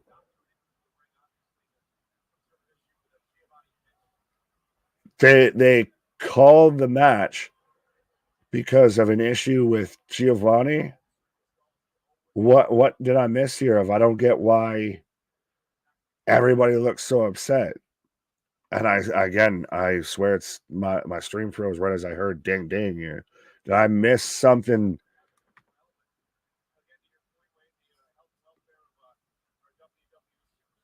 He might be shoot hurt or whatever right now. I thought they were looking like they were upset, but I'm wondering if they're actually okay because, yeah, they were really not showing anything with Giovanni. Everybody kind of looked very confused. That looked very awkward, so that might be shoot. So if Giovanni's actually hurt, T's and P's here. Yeah, so he was going for a back cross body and it drop kick to the head from Kofi and then smacked the back of his head on the canvas as even Ludwig was reacting to it. So we saw one replay.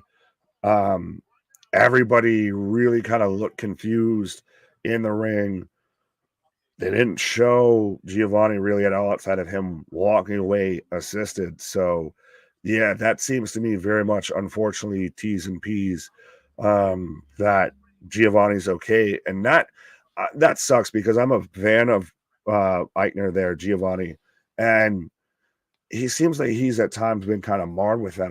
There was times in NXT to where he kind of got hung up, and that's why he was down there and became Giovanni, as Ludwig went up there with Gunther. As we're getting a replay about WWE's whole holiday tour. It's Concussion Protocol, 100% Concussion Protocol. Hey, in a time and age where certain companies are out there claiming to be the safest and everything, and very clearly aren't, I like, if it was a legitimate injury, and hopefully I wasn't, just because you never want to see somebody actually get hurt, that they actually took the proper steps to fuck this. We just end the match. I'd rather be concerned about your safety than storyline and kayfabe. So if that is the case, good on them. Hopefully he's okay. If it's odd enough, and I hate that you have to ask this, but if it's part of the storyline, it's very awkward. Yeah, that was real. Yeah, it did very much look pretty real, but how severe it looked to me when I got the real severity of it was when I watched the replay and it showed him eating this drop kick straight to the side of his head as he then cracks the back of his head. As I've got the Miz coming out right now. So yes, I did see it announced earlier before we went live that we are going to get Miz TV with the Judgment Day. So I'm sure this is going to go over really well and be super entertaining. Not. TJ, what up? Bet AW would keep the match going. Unfortunately, they kind of have, and I don't want to fully get into that. But yeah, I think you could ask Moxley and Ray Phoenix. I should have went to MSG instead of World's End. My guy, yeah, I feel like that would have been the better call here. But yeah, so coming up next, we're getting all of the Judgment Day on Miz TV. So who's calling that this ends up in like a one-on-one match or maybe a tag team match, as I'm getting a video package, a commercial for New Year's Evil. So 100%, again, make sure you hit that bell notification because we'll be back here tomorrow. Believe about 7:45, already a little bit early before the show kicks off for New Year's Evil, where we've got the NXT Women's Championship on the line. We've got the NXT Men's Heavyweight Championship on the line. Could Trick Williams end up being NXT champion, or do we get the payoff of what I still think is going to end up being NXT's version of the Devil storyline between Trick and Carmelo? Yes, I'm in commercial break number 5 right now. Eric Tate just throwing out names right now. Teddy Long. Well, maybe that. Okay, I see where you're going there with the tag team match play. Holla, holla, holla. Could be. I just feel like any Miz TV segment, and especially where there's no real connection between Miz and the Judgment Day or anything like that, there's got to be something here. Now, granted, if R-Truth is in this right now with the Miz, and I get to see R-Truth and the Miz go back and forth at it, I wouldn't be mad at it. We need Teddy Long versus Taker at Mania. You go a one-on-one with the Undertaker. Nick, if Cryback shows up, audience should hit him.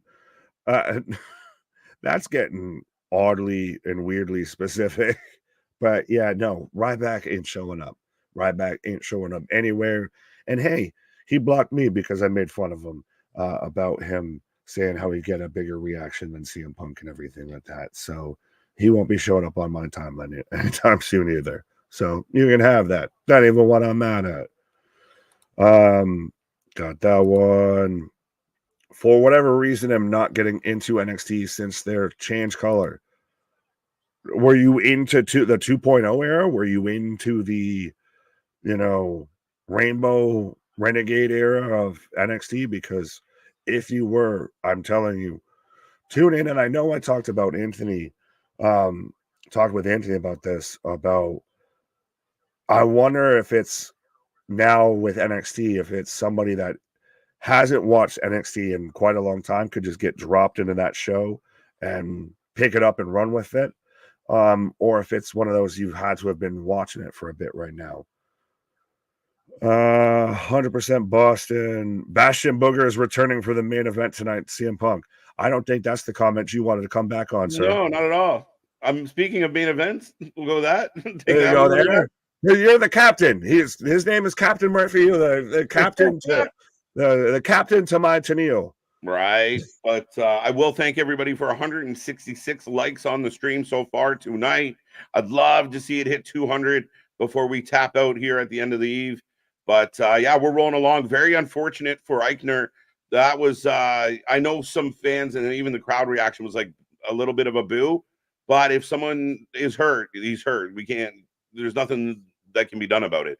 I don't think they wrote that in there for that reason. Yeah, well, it was so interesting because obviously I was talking everything and I kind of halfway caught the move and then just kind of more had my stream freeze up and everything. And then like I heard ding ding and then came back to reactions and I'm like, what happened? And now seeing that replay, 100% good on you. Stop the match. This isn't a world title match or anything like that. This isn't, the main event of Mania. Yeah. Stop the match. Worry about somebody's safety. Yeah. They don't need to take 2 pile drivers, John Moxley, and just move along. Yeah. I mean, under that circumstance, health is more important. We're dealing with people, right? We're dealing with human beings, not just performers. So yeah, you want to see them be okay. And hopefully Eichner is all right. He just shook his noodle a little bit and it's nothing more serious than that. Right. I can rebook a match. I can't undo health issues. Yeah, no kidding.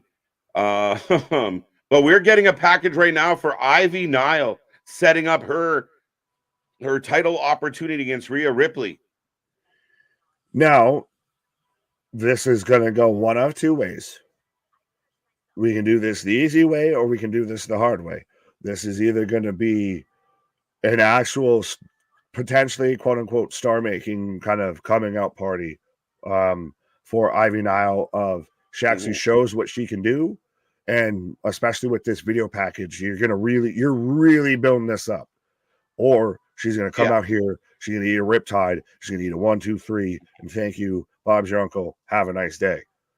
Yeah, I really hope this is a bit of a coming out moment for Ivy, right? A really cool package, really trying to sell her on who she is, let the fan base know what she brings to the table. Do I think she's going to win? No, but I really hope she puts in some work here. And it's a bit of a coming out moment for her.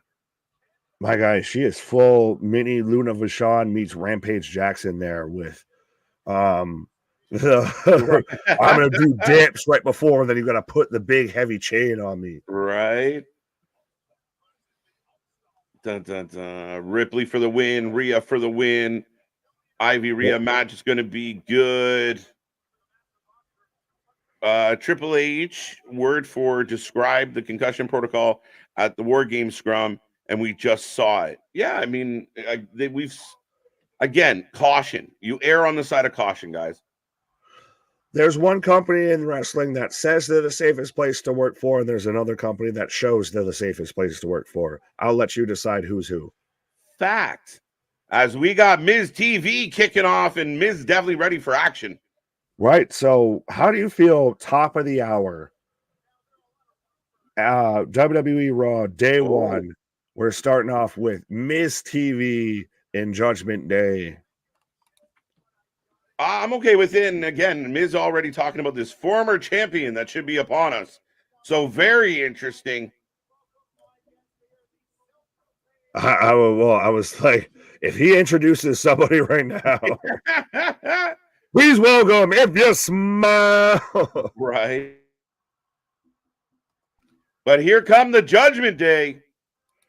Right.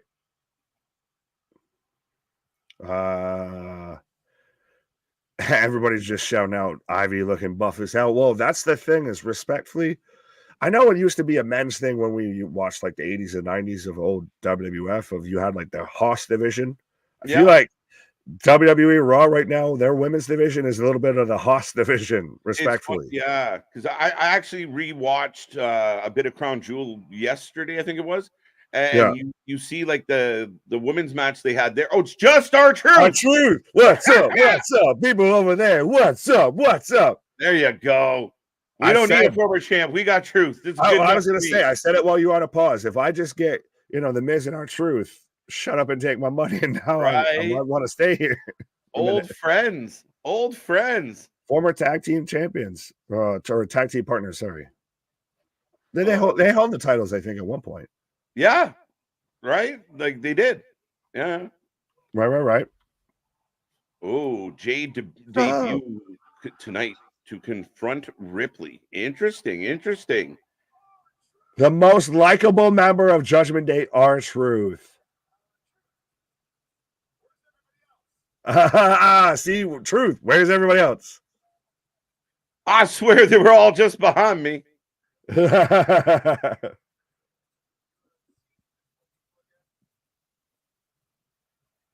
Drake Maverick. That's funny.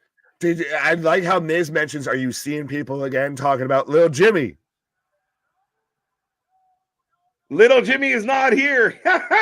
Let's go. Shout out Little Jimmy. Yes. Great Scott. R-Truth.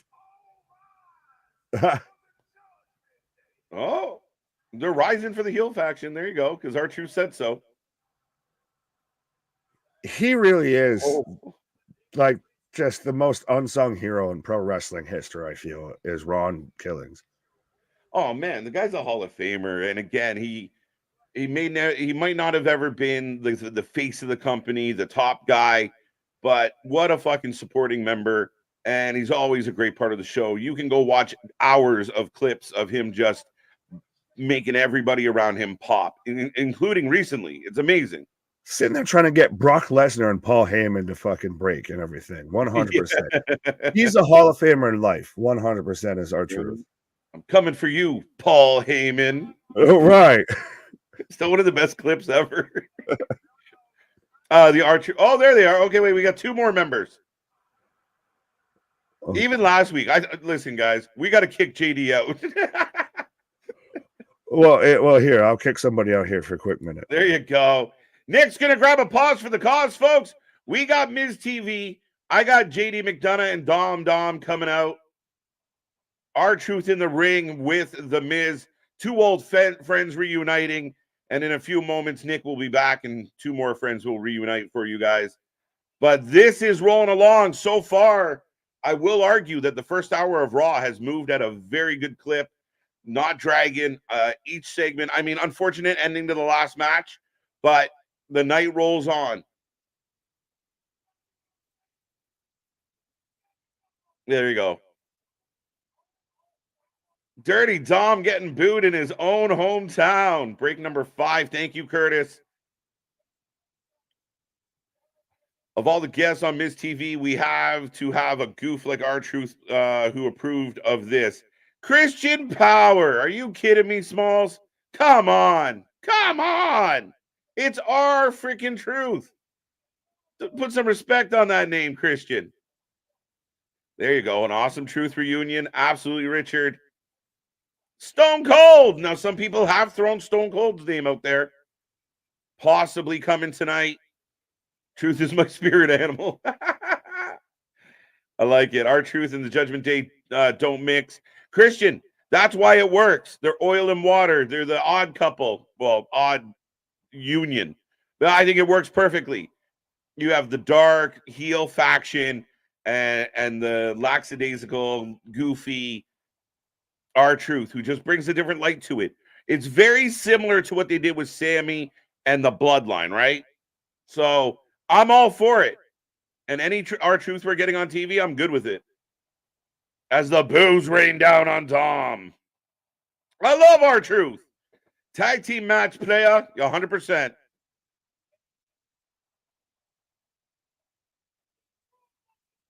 Listen, I know people say this shit's piped in.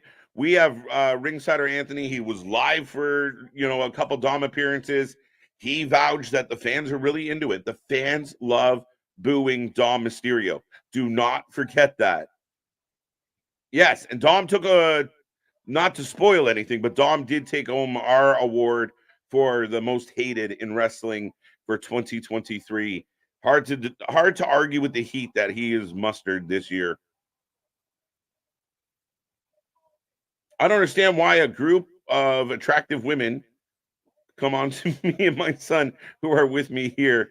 They think they're getting money. What are you talking about? Yeah, I agree. Truth versus JD. Yeah, I think that's what's going to happen. The fact that they don't mix is exactly why they are doing it. Truth does comedy angles, and this is pure comedy. Oh, it's great. It works. It works. Again, you have the uber serious, gothy, dark faction. Let's go. Crowd is ruthless.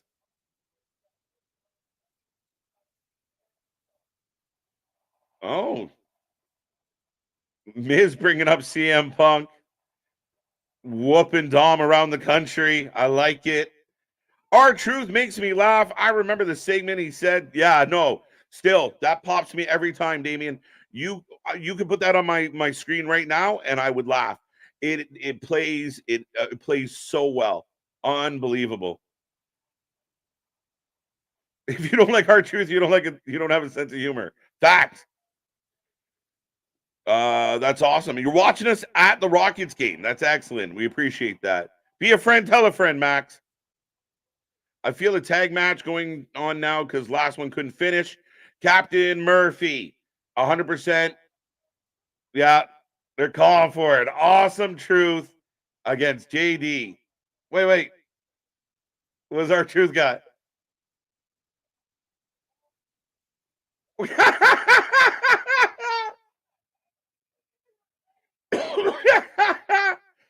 Truth says, I'm in Judgment Day. Am I tagging with Dom? I'm definitely not tagging with JD.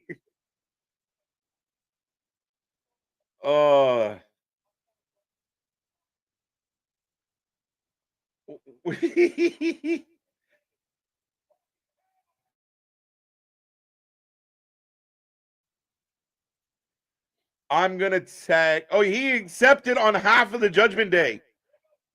And out goes McDonough. And R-Truth doesn't know what to do. Doesn't know if he's with or against the Judgment Day, but he will join the Miz to take on JD and Dom as we go to commercial break number 6 here tonight. Folks, I will take a second to remind everybody we are back tomorrow for NXT. We are back on Wednesday for Dynamite. We are here on Thursday. I don't know if we're going to do Impact Thursday. They're doing another best of show, but we have a trick up our sleeve. We will be live on Thursday. Friday, we got the doubleheader, SmackDown, New Year's Revolution, and Rampage. Saturday, we got Collision. We got pay-per-views coming. We're going to be here live for all of it. We are the Wrestling Utopia. We are the place you can come, give us your 2 cents, be a part of the family. We try and click on as many of these chat messages as we can. And if you really want to be heard, make sure you hit the super chat or the super stickers to stand out. And if you really want to do us some love, make sure you join the membership. Be a 4-lifer. But we thank everyone for joining us here tonight. We got a tag match coming up. I will take everybody's prediction. Who's going to win? The Miz and R-Truth or Judgment Day? I'm definitely going Awesome Truth. How could you go against that? How can we go against that? JD is the Meg Griffin of the Judgment Day. 100% Ronan. Welcome back. Yeah, it's hard to argue with that one. That's fucking hilarious. Miz is still over as a face, and I love it. That's the craziest shit. Boston, I know you've been here through all of this. When they tried to turn Miz babyface, Nick and I were both, extremely skeptical of this proposition. How are we going to make the Miz, who's been a heel 90% of his career, you're going to turn him into a babyface? It worked against Gunther. and now him, kind of reuniting with R-Truth, this could work. I mean, this could be something. Could Awesome Truth go after JD's tag titles? Maybe. We got to set stuff up. We got lots going on. There's not a whole lot going on in the tag team division. I'm with it. R-Truth is great. This was good. I mean, that was a good segment. I don't love the talk show segments. That one was kind of fun, though. Roddy. Stay tuned for Shattered Dreams, the return of Goldust. Let's go. No, I think at some point Goldust may return. I mean, we could probably at some point run back Cody versus Goldust, or Cody versus Dustin as Dustin's retirement match. Little Jimmy. Bum, bum, bum. I want a Stone Cold Stunner or a Rock Bottom to someone on this show tonight. Damien, do not go anywhere. It could happen. It could be a thing. We will see. R-Truth is legit funny. I'll give him that. No, he's hilarious, my guy. You got to give him credit. Again, maybe he was never the face of the company. Maybe he was never the guy running with the ball, but he was one of those additions to the show that make the show better. It helps build up the undercard. It helps keep it entertaining when you got to go through all this time on air. I think it's great. I'm all for it. WWE, UFC, TKO 2024. Jeffrey, welcome. Not exactly sure what you're referring, but Awesome Truth for the win. Good choice. Miz knows how to work a crowd, so it's easy transition. I'll give the man credit. He did well, and it's done well. I thought maybe it was short-lived or would be short-lived. I thought maybe more people would cheer Gunther because we have such a respect for Gunther.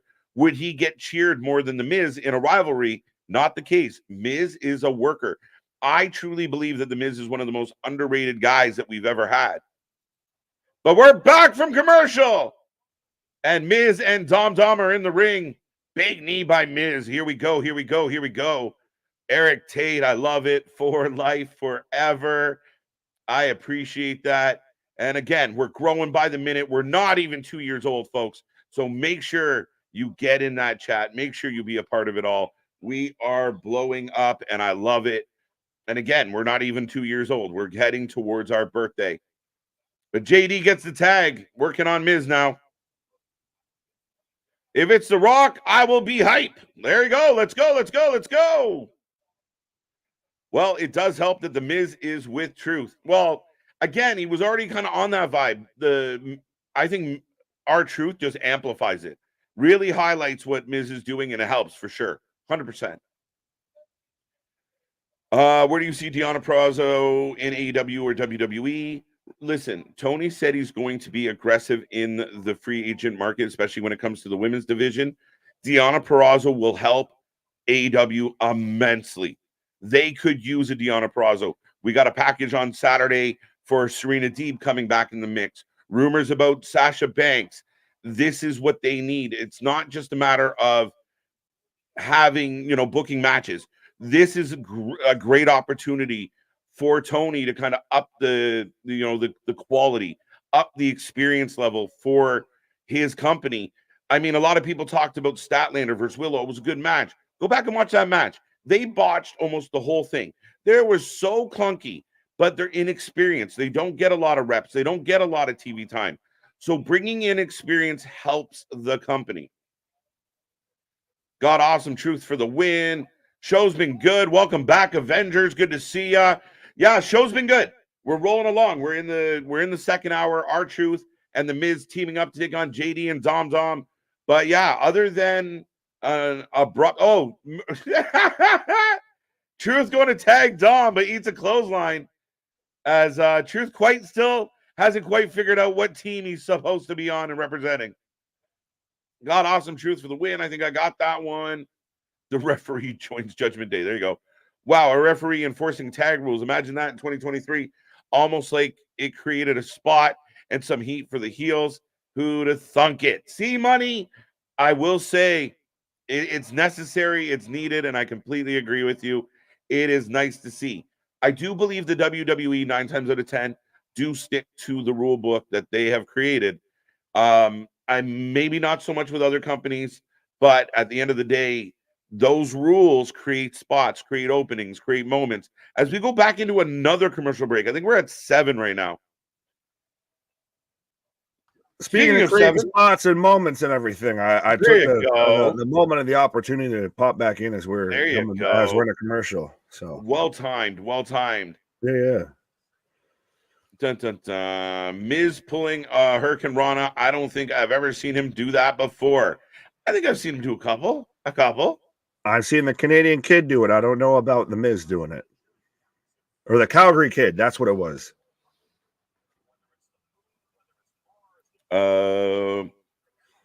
How old are you again?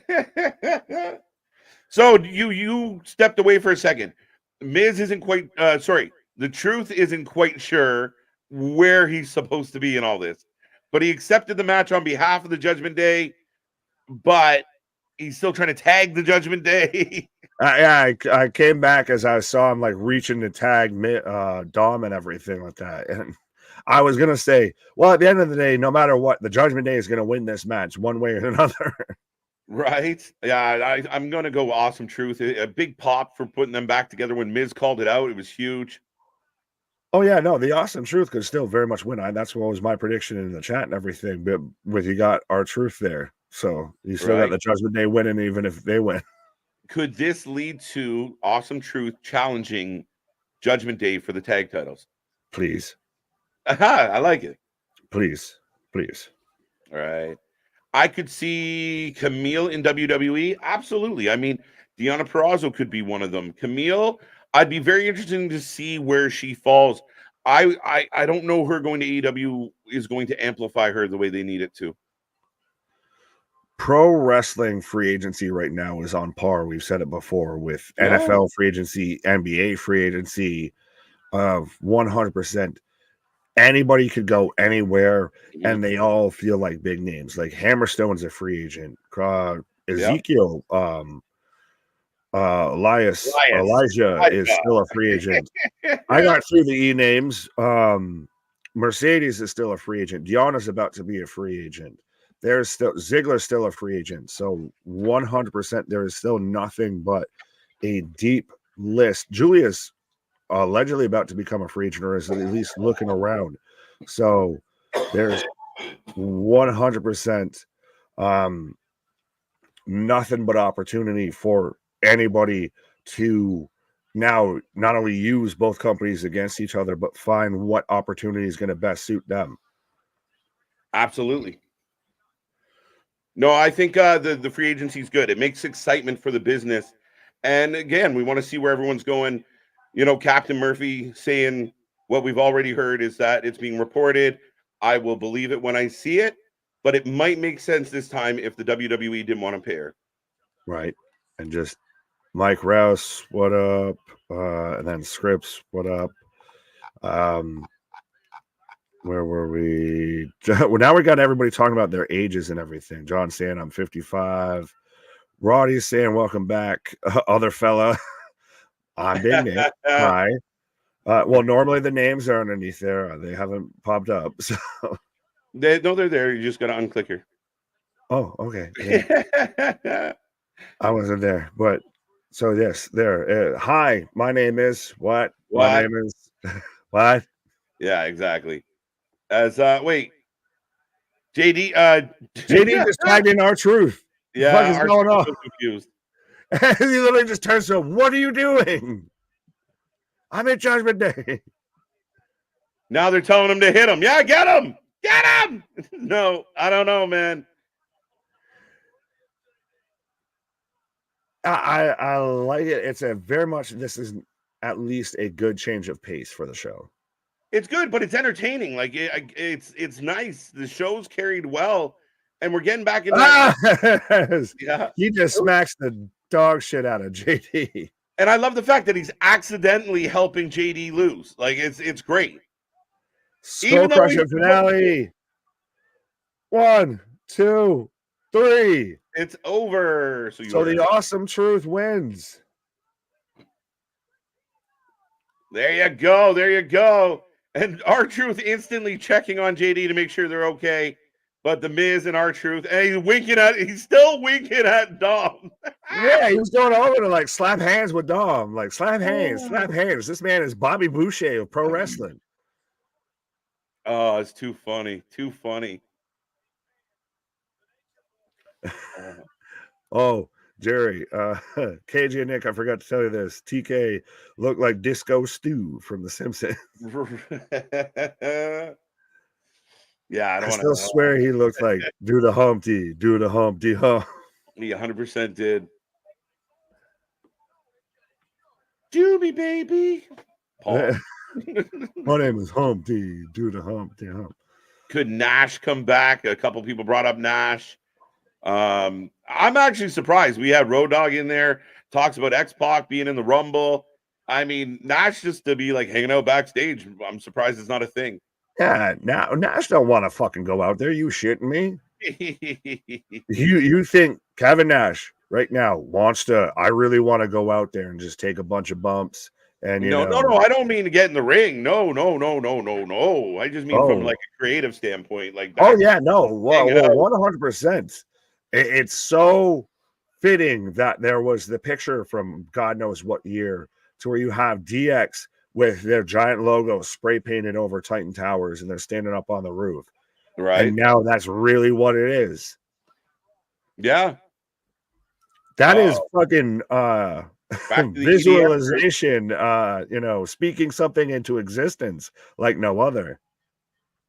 We're back to the EDM girls. Party rockers in the house tonight. Chelsea and Piper showing up at the club. I swear to God, I feel like they are playing LMFAO right now. Yeah, it sounds like it. Well, they all kind of sound the same, but yeah. Respectfully, Piper's been my favorite out of all of this. I got to give my flowers to Chelsea, man. She's been killing it.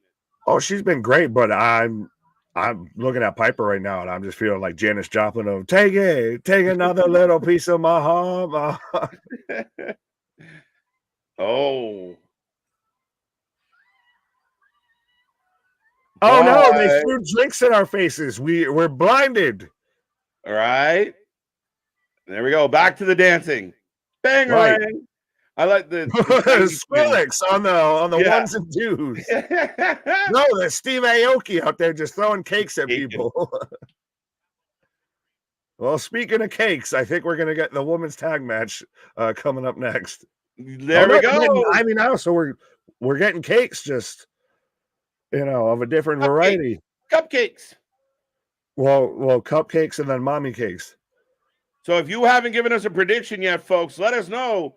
Ivy Nile or Rhea Ripley, and why is it Rhea Ripley?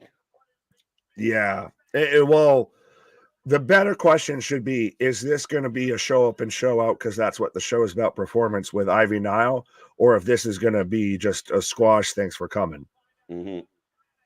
No, yeah, that's actually an interesting question. I really hope it's not a squash. I mean, she's not Maxine Dupree, right? AJ. Well, yeah. No, you're good. AJ, tired of JD looking weak. I don't necessarily agree with this statement in the sense that I think they've looked plenty fine. And I mean, members of JD looking weak, like a McDonough or Dom, that's okay for me. I was going to say, you need clarification there. Are you talking about JD the wrestler or JD the faction? Yeah, I went with the faction. Right. The wrestler has looked weak the entire time. 100%. I think I said initially, even respectfully, I thought him joining Judgment Day was going to be a bad idea. And so far, it's looked that way. It has not helped him outside of just it's given him TV time. No, I think he's been perfectly fine. I don't expect much from what is McDonough going to do? Challenge Gunther? No, I mean, it's JD McDonough. Like, he's new. He's a henchman. He could have been. Pete Dunne's looking for a tag team partner right now. We all pretty much know and expect that it's going to be Tyler Bate. We're going to I think we're going to reunite Mustache Mountain there, even though Trent Seven signed with Impact. But what if it was JD McDonough? I don't know. You could have done something like that versus. But I don't think I'm not saying it's terrible, but I'm just saying that I think that he could have been better off potentially outside of just being the job guy for Judgment Day. I don't agree. I don't think he can. I mean, he's good. He's had a couple wins when he first got there, but involved with the top faction of the year by most counts. Again, if he's just a lackey, he's just a lackey. Which, I mean, being JD McDonough, I don't expect him in, taking on Seth Rollins or taking on other people at this point of his career. I don't see that, so I have no issue with this. There was one point I was saying you could have paired him with Finn if Finn went babyface out of this whole group and everything. And I think down the road, possibly, yeah. But yeah, no, him and Dom kind of work well together. Again, to me, he's a lackey. He's a younger guy. He's breaking his teeth in. I don't think they're underbooking him at all. He's getting tons of airtime. Fair enough. It's just one of those of he ain't ever catching no wins. He just straight taking L's. Right. I'm okay with that. Maybe I'm wrong, but I'm okay with it. Oh, you're fine. Chair relax. What up? Ivy Niles theme is hitting. I didn't even really catch it. It's all right. It's all right. Bait and Dawn, British Strong Style. Yeah, okay, fair enough. The Mustache Mountains, the three of them. So, but yeah, and that's 7 and Tyler Bate. Yeah. Yeah, and again, part of me wonders if Sheamus's long-awaited return might be with Dunn. So that will be. I don't think it's a slam dunk that it's Bate yet. But I could be wrong. Larry's bringing up a point like to what you were saying though with JD. He did give Damian the purple briefcase. Someone's still got to probably have the green briefcase. I think you were the one that initially said that for the longest time. So what if he's still holding on to the actual briefcase? Yeah, I mean, I know we played with that idea, and in sports entertainment, is it possible to stretch something? Yes. To me, it would devalue the actual Money in the Bank match. So I don't know if they go this route, but it would be very intriguing if Damian goes to cash in and it's an empty suitcase because the real Money in the Bank is in the possession of the Judgment Day. Of Funko Pop. Heels tend to take a lot of losses in their career, which is why they cheat to win. Yes, fact. I've watched wrestling too. Yeah, I like it. They can always get their heat back by beating up Truth. It's true. I don't think JD though would get he'll get heat, but I don't think he's going to be the one that solely does it. And then if it's all of Judgment Day, he doesn't get that much heat out of it. I feel. Yeah, but he's a part of the crew. I mean, I think that. Yeah, I mean JD, jumping Truth, he'll get his heat back. Dom can lose 15 matches in a row. He's still going to be booed every arena he goes into. Because JD, you're invested in the character. You're not invested in JD outside of right now that he's in JD. Yeah, and I don't think you should be. Okay. It's fair. It's fair. Like you're not wrong at all. It's one of those. It's just literally looking at the same point from different sides. Yeah. I just don't have big expectations for JD. So I like what he's doing. I think he's good. Then that's fair. So I guess I probably think higher of JD McDonough than you do. So that's probably why perhaps they're there. Absolutely. Right. As we're getting a badass video package for Rhea Ripley. And you could argue that she should have been in contention for Wrestler of the Year. I understand she hasn't had the most matches or whatever, but if we're taking the total package, not Lex Luger, but the total package going into what makes a pro wrestler, my God, if she's not fucking 5 stars on every fucking stat sheet. Yeah, again, I don't understand the criticism about, and again, I think it's just the fickle fans that just want, like, if you're not doing a 5-star Dave Meltzer special every week, then you're not good. But she's been outstanding. She's highly spotlighted. You got to give her credit. And again, she is dominant. And part of the reason why there hasn't been a whole lot of challenge to her is she is so goddamn dominant, period. And talented. Like even the reaction to her coming out right now. And still everything about her every time she comes out. And there is something to be said. There is something to how you carry yourself, how you present yourself, everything, because every second you see her on screen, she looks like a star. Right. No, 100%. And she does it all right. She's got it down. I mean, again, like you said, she could have been just straight up nominated for Wrestler of the Year with the year she's had. She sells when she needs to sell. She's not above, like, even the shit on house shows that people share the bejesus out of, to where, oh, I didn't, touch CM Punk, and then she just pretends to sit there and be doing a photo shoot with, the hard cam and everything. Yeah. She's playing into this. She's 100% that character. She's 100% Rhea Ripley, even at house shows. Oh yeah. No, she's got it. She's got it down. See, money, being the bump guy in a top faction is a pretty good spot for a new face. Being buried in a tertiary tag team wouldn't do him any favors. Facts. That's I think that hits it on the head for me. Again, like I said, you're not wrong, and I don't really truly disagree with you on it. It's more of, I thought he could have been a guy that would have been, like you said, of maybe he's in that division of kind of challenges Gunther, or at least if he's on SmackDown, challenges Logan Paul, what have you, could be at least floating in the mid card versus, jobber guy in a faction. So that's more of the only thing that I really differ on. I don't think you're fully wrong. I just saw more potential as well. And there's still plenty of time that could fully come out. No, you're not wrong. And I think in time, for sure. But at this juncture, I think Gunther beats him in under 3 minutes. Not everybody can be the top guy at the same time. But I just want to shout out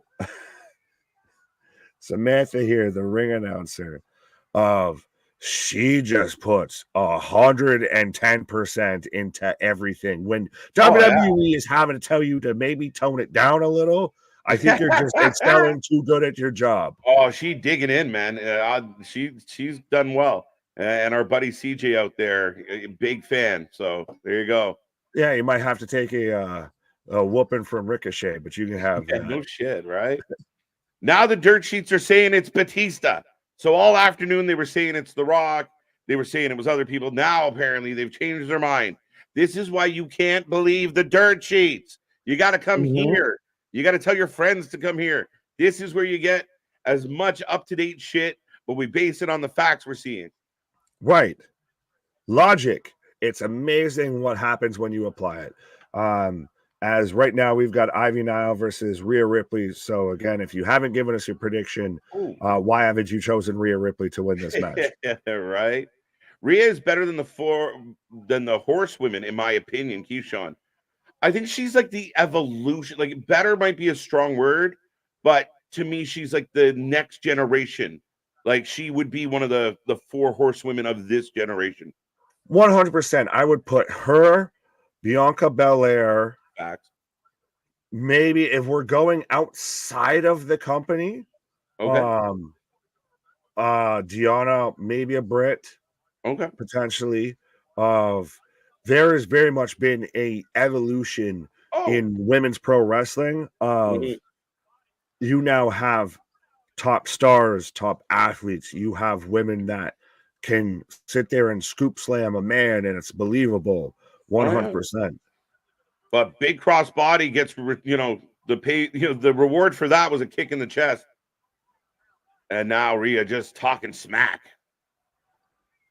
Taking a page out of the Tribal Chiefs playbook here and this is, like we said, is this going to kind of be a breakout moment for Ivy Nile with, if Rhea's going to sit there and just, I'm going to talk smack to you and just mush you in your face, and then I mush you in your face, and then you fire up, it's a good babyface spot.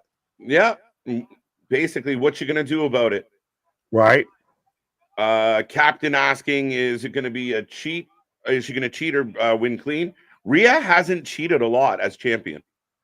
No, most of her matches are she wins clean. She just more is involved in causing the Judgment Day's dirty finish. Another commercial. I think we're at 8 now. I feel like the last little bit here, commercial. This middle hour here has been commercial heavy. I feel that's accurate. Yeah. Dave has been overrated if you're not wrestling in Japan. Yeah, no, we beat this to death. Like, fuck that guy. We have certain people that very much we don't agree with them, and I'm pretty sure they don't agree with us, and that's respectfully because we actually, live in the real world, and they still live in their mother's basements. And we're not afraid of getting a phone call from Jericho about how many stars they got. We call it the way we see it. Tough shit. Right. We don't have stacks of just, unsold Observer magazines, in our living room and everything. I would like to see Rhea out there with Kevin the Macaulay Culkin there. Oh, do you hear me? I'm not afraid of you anymore. I like that. I would love to see Rhea versus Masha. Yeah, sign me up. That's fantasy booking dream match for me. 100%. Let's go. Breaking news: Dragon Lee will not be on NXT tomorrow night because of visa issues. The old visa not working out. I need to fact check this because I feel like he was just here last week. So he went home for Christmas and his country won't let him back in. We suck. I know we suck. Spoken like a true American, we suck. He's been that way for Japan on decades, not only 4 years on AEW. Yeah, no, I mean, Meltzer's, again, you like what you like. My problem is he pushes off his opinion like facts, and that's my issue with him more than anything else. That, and he just fucking blatantly lies and gets caught and just, okay. Well, that's the thing. If we're ever wrong on anything, we'll sit there 100%. Yeah. I was wrong. Mea culpa, all of that. This is just your homies hanging out on the couch having a conversation, all vitamin up, 100%. We don't claim to be a journalist or anything like that. We're not at the media scrums. 5 people from the same company asking the same questions to avoid actually asking any serious question, anything like that. Could it be AJ Lee? I would love for it to be AJ Lee. Maybe that's why Punk's there. There's reports of Punk's in the building, even though he's not appearing on the show. So maybe he's just there to support his wife. So there may be credit to what Damien just said there, because I'm on WrestleZone.com right now that's saying Dragon Lee will miss NXT New Year's Evil, but he teases there will be a big surprise. Mm-hmm. Oh, so that's what we're going to do it. Andrade El Idolo. So that's what we're going to have now, I bet you. We probably won't get him then. Well, I'm assuming if they're going to say a surprise, because he says NXT North American Champion Dragon Lee took to social media to announce that he was unable to leave Mexico due to visa issues. Again, we suck. But if we don't get Andrade tonight, which now I'd be almost surprised if we do, because we'd be in the last hour and we still have a world title match and former world champion to be revealed. So maybe we get Andrade that comes out as the babyface on NXT. So we get Andrade versus Escobar. We get that's versus one of the that's it. That's crew. Fuck. Yeah. God damn it. If we actually get now, apparently, by the way, it's Legado World Order moving forward. So there's 2 Loos. There's 2 Loos moving forward. Oh God. Why would you do that? Yeah, I saw that yesterday, the day before, but Legado World Order taking over the Latino World Order. Of all the names. Right. You had one job and you fucked it up. AJ, I completely agree. Because of some of the reporting, that's where I just love the chaos. So if everyone's like, oh, she gave up on WWE, she's going here. If she showed up tonight, it would make a lot of people look stupid. So I'm all for it. Do it. Right. And yeah, so I am looking on, the Twitter box and everything. I know that's, like staring into the fucking black hole. But a lot of people on there also confirming. So I guess as far as we know, as what I can say right now, of Dragon Lee will not be, like Damien said, NXT New Year's Evil, but we will have somebody there. Well, that's good. I mean, again, we wanted to see Dragon Lee. Big fan of what they're doing with him. At least I think it's going well. Andrade stepping in, and I mean, Zelina Vega tweeting out teasers. Put them back together and make it work, because that was Money in the Bank. if Ray can't go, if Ray's on the back nine, especially he's had a lot of knee issues lately. Ray's very much on the back nine. Andrade, Dragon Lee, Zelina, and El Fantasma there. That's a solid faction. That's your WWE Los Ingobernables right there. Yeah. Two count. Somebody said this was going to go 5 to 8 minutes max. I believe it's gone longer than that already. We've gone through 2 commercial breaks on this one. So, right, as a Tilt-A-Whirl DDT from Ivy for a 2 count right now. Yeah, and you're making Ivy look good. Ivy would beat the hell out of me. Yeah, join the club for sure. Yeah. AJ Lee is a shout, to be fair. You're not wrong at all. I mean, again, she's putting out teasers. I love it. I think wrestlers now, like a Matt Cardona, AJ Lee, some of the wrestlers that are on the periphery or not involved at all, love just trolling the fans a little bit. Social media in pro wrestling has been the best thing and the worst thing at the same time. I feel like Homer Simpson there standing on top of his car. To social media, the cause and solution to all of wrestling's problems. Yeah, if we could just keep some of the fucking assholes out off their keyboards, everything would be great. I forgot it is AJ Lee that's coming tonight because CM Punk saying stuff on SmackDown and Raw about AJ being fine and sending her regards. Yeah, I don't know if one necessarily equates to the other, but it's a possibility, and I could see her in the Rumble. I think that's fair. Oh, absolutely. Well, and I am reminded that we do still have the women's tag title match too, as well, in I'm assuming the last hour. So I wouldn't be surprised if maybe we do get an Andrade shows up in NXT or anything like that. I was just excited if we got the idea of Andrade versus the man who stole his gimmick and arguably did it better with Escobar. Yeah, after 2 years. They just do the Spider-Man meme and just point at each other. Yeah. The 2 years of me giving Andrade shit for letting Santos do his job. It'll be nice to see it come full circle. Right. What comes around is all around, Ricky. We don't even have Wrestling for Life ice cream. Hey, if these numbers keep like this, we'll have them sooner than later.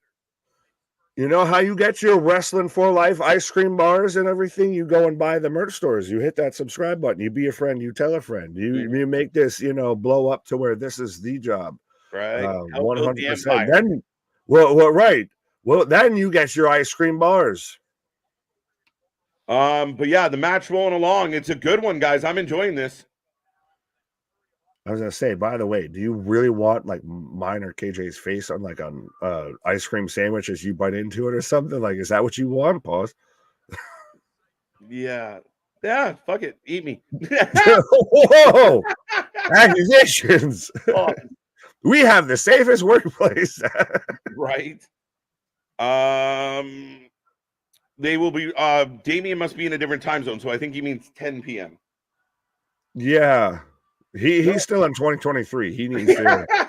He's time traveling back to 2024. Right. The Rock wins at Elimination Chamber, and the Rumble winner gets the belt. Interesting. It's gonna be whoever it is that shows up is gonna answer a lot of questions and create 10 times more. There's right now we've all fantasy booked 10 different scenarios that could happen. But we all won't know until that person shows up. Oh, that was crazy. Yanked her hand. Little bit of like almost like set up for the cheeky nanos of like, what do you call that? Like, that's got to be like the turn on off the lamp there. She sat there and just ripped her arm through. Ring the bell. Her face on the top turnbuckle. That was good as shit. That was clever. That's ringing the bell. You can ring my bell. Ring my bell. Happy New Year, Jeff. They're already calling her the pit bull Ivy Nile. It's perfect. Oh, absolutely. I mean, she looks a little bit more like a bulldog or a terrier, but sure. The fuck is a rooster? Anyway. No, you're a rooster. Nile. Oh wow. She just headbutted her off the top like Now, fuck. Now, okay. If you already had a match that had to stop because of concussion protocol, do I not grab somebody and say, maybe not do that spot? no. Why would The headbutt spot why after you you already can't had do a concussion headbutt because protocol? you can't do a headbutt because Eichner fell on his head? Come on. Why would you change that? What an ending to that match. Why would you okay, guys? I didn't realize it was going to be the finish as I said that. Okay. Everybody gather around. Eichner bumped his head, so anything involving heads, do not do it. Listen, I didn't know it was going to be the goddamn finish, okay? I just thought it was a throwaway spot. No, you let her do the headbutt. It's one of her signature moves. She's known for the headbutt. Yeah, and so is Drew McIntyre. Or actually, more is Drew McIntyre. Facts. And we'll see Drew tonight. You're going to get some Glasgow kisses up in the house for sure. Well, and so I will retract and recant my statement of I thought it was a throwaway spot just to do it. That's why I was saying, did you need to throw it in then? You didn't need it, so why fucking do it? Because then it undersells the concussion. No, it doesn't undersell concussion spot a little bit. Even if that was when it's the finish, I'm fine with it. Yeah, but even if it was the midpoint of the match, you don't. Again, one doesn't affect the other, in my opinion. Who does Rhea face at Rumble? It might be Nia. I think it's gonna be. Yeah. Still to come. I forgot about the big world title match. We're talking about so much other shit. Yeah, up next. Appearing next, a former world champion. So we're gonna do it to end. I assume to end because we've still got about a little under 15 minutes left in the second hour here. Right. 3-1.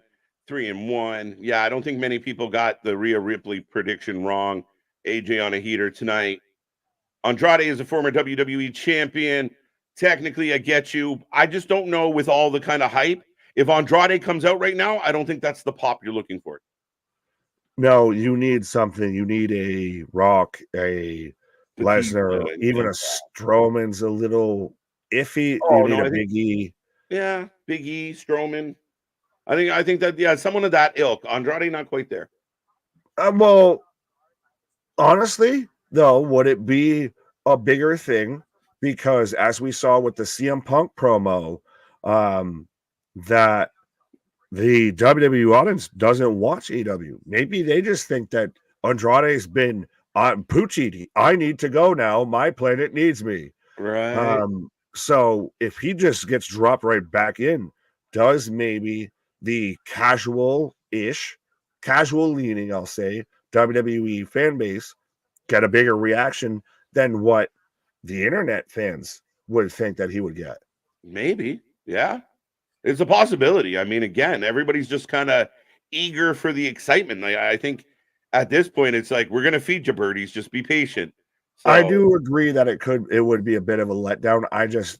I'm more of giving it a soft landing. If I don't know if it would be the biggest letdown. Yeah. Yeah. No, would I be like bummed out? No, I just think to me, that would be a very TK move. Overhype it. We got a Hall of Fame worthy. Oh, Christian, and everyone's like, oh, yay, but yeah, but no, he didn't say it was going to be a big announcement. Even Tony sat, or even Hunter sat there and said, well, I can't confirm nor deny.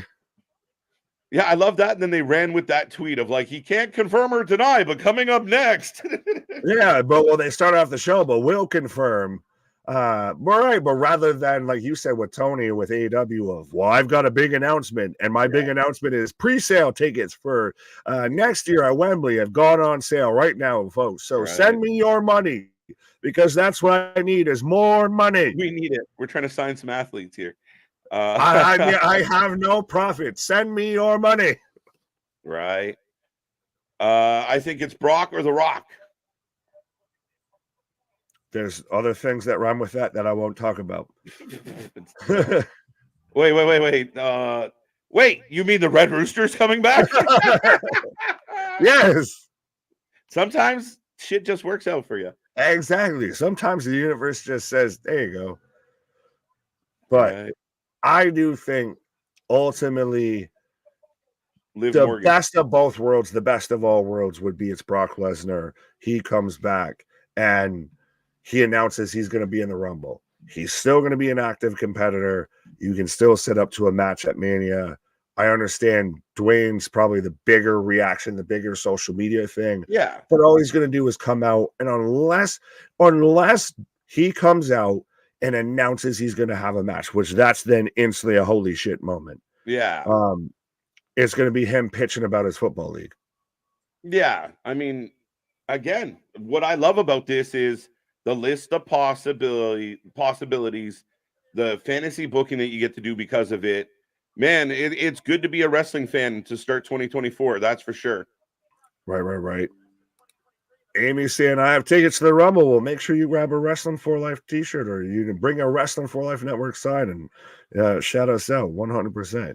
We do have a rule here. If you bring a Wrestling for Life Network sign to a wrestling show and you can prove it, we'll send you a t-shirt. Right. CM Punk next week. Jordan saying he's taking Drew McIntyre to win. The return. Who's the return? Wow. It's so they're milking it. Bated breath, 100%. Oh, come on. No, you're shitting me. It's Jinder Mahal, but there's no. Now you're setting this up for this is where you get if you smile. Yeah. He shows up just getting rock bottoms his ass. Yeah, Jinder's about to take a move from somebody, but you saw the whole crowd. You could literally see the shoulders in the crowd slump. Jinder Mahal is back. I had to wait for the Titantron because I couldn't tell by the theme music. Oh, yeah. They hit that gong. I was like, no way. He's taken a stunner, an F5, a rock bottom. He's taking somebody's signature finisher move right now. Yeah. Dude, I wish like we're doing this right now, but I can see Twitter blowing up right now. This is bullshit. WWE sucks. This is the dumbest shit ever. Everyone that has like every Twitter account that has like 7 numbers that follows their name right now, and no real profile picture is saying how I'm never gonna watch WWE again. They sat there and told us all of this, and it was Jinder Mahal. You have the audacity to be. It's Jinder my ball. You have the audacity to be disappointed. Are you not entertained? Are you not entertained? Right? Good on him. A-Town. I love it.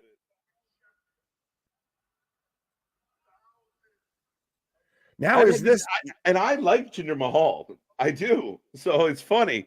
But yeah, this isn't it. It's gonna declare unless this is just to get him over as like the biggest heel in the fucking company somehow. No. We've got everybody. Why? We've been disappointed. Why? Great Scott. No pop. Yeah, no pop. None. I came to America. Why?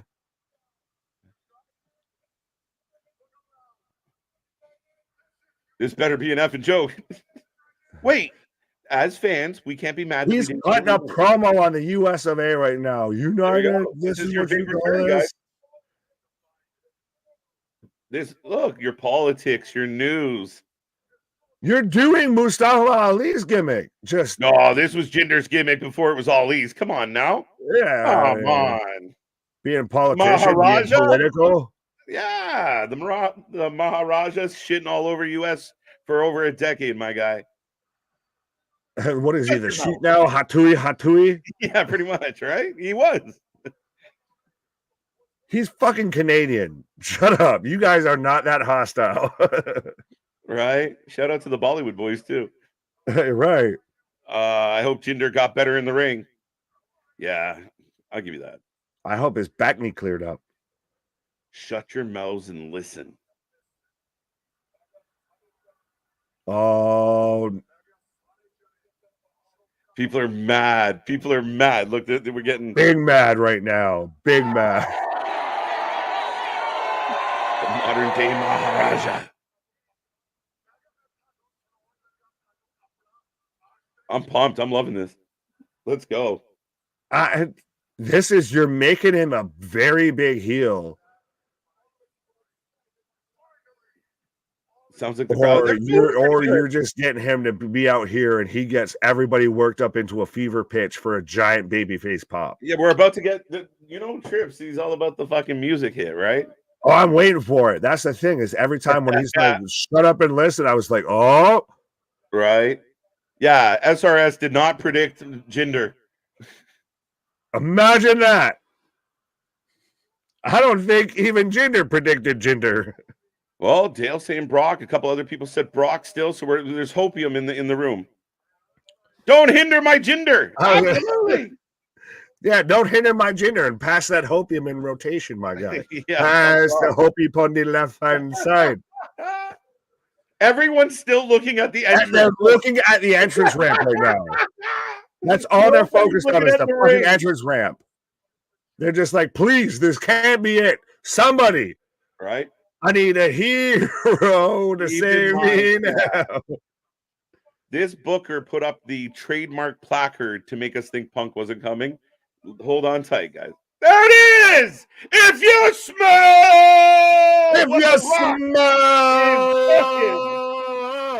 There you go. Is cooking. Yeah, says Michael Cole. And there we millions go. And millions in attendance go crazy. Right. This is worse than World's End. Not anymore. God damn it, not anymore. The Dwayne loaded up, the GMC, pickup truck and just, made that 2-hour ride from Pasadena to San Diego, and now he's here to sign that boot, turn that sumbitch sideways and stick it straight up your candy ass. Showing the camera his legit goosebumps. And again, a good old bait and switch. I like Jinder. I'm with you, Boston. I'm a fan of Jinder Mahal and him as a heel. But, I mean, again, perfect. I-5 to Triple H. This is a message to anyone out there booking wrestling.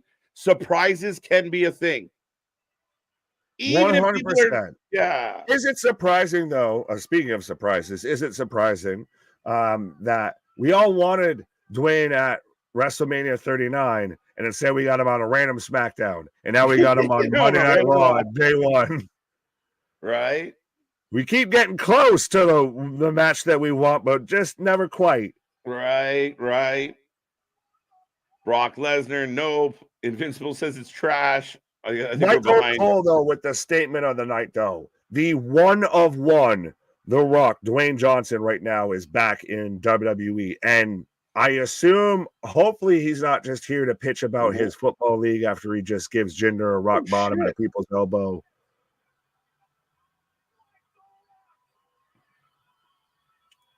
Rock got that right arm filled in, did he?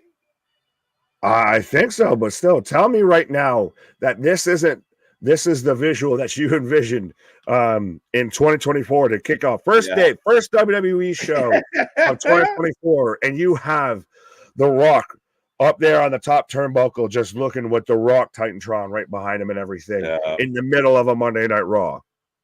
Yeah, no, 100%. I mean, Jinder Mahal and The Rock, January 1st, 2024. Yeah, unexpected. But this is how you play the dirt sheets. You have all the dirt sheets saying, I think it's The Rock, I think it's The Rock, I think it's The Rock. So you put him off the trail for a second, and then bang. So I like what he's done. He did the same thing with CM Punk. Again, you have the fans invested, including us. Brilliant move. They know Jinder is a great heel, underrated. Very underrated as a heel, though. Right. As well, wrestling fan Raul just going heavy with the one comment saying how he's from India and a fan of Jinder, and he doesn't get why people troll him and all of that. Yeah, I don't know if we needed to get it that many times, but thank you, my guy. Yeah, you're good. Soft Nick, bye. SAWFT, why? Nah, he's like Juice, rock hard. Well, this crowd right now, I was about to I knocked down my fan because I was going to sit there and just be like, I don't know about you. My fucking hair is standing up on end right now. Yeah, man. And the crowd goes wild. That's the thing, is this crowd's insane. You have guys in the front row slapping the fucking barricade and everything. Rocky. Right. Christian predicting The Rock gets in at 2034. Might be sooner than that, to be honest. The Rock knows the Iron Sheik. The Rock loved the Iron Sheik. So see, we're going back to Rock doesn't know any current wrestlers. He knows the Sheik. He knows, all the older guys. Right? See, you and I know our shit. We dinged it before he did. Yeah. We connected all those dots. I'm smarter than you, Dwayne. The former champ was technically, we got two former champs. We got Jinder Mahal. Brought to you by Hall's Cough Drops. From Hall Oates and Nash, Jinder Hall. We got Jinder Mahal and the Rock. The Rock is the big reveal, guys. 100%. Jinder's giving the Rock a rub. Pause. I looked it up. Jinder admitting that he had to, when he used the multi-syllable word, that he had to look it up to make sure it made sense. Right.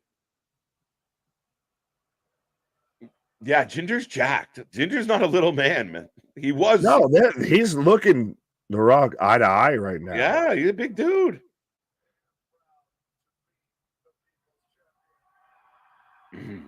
He's damn proud to be the people's champion. And this is 100% your classic Rock shows up moment of I come out, say catchphrase. You take the rock bottom, a people's elbow. I raise an eyebrow and an arm, and the people scream, and we go home.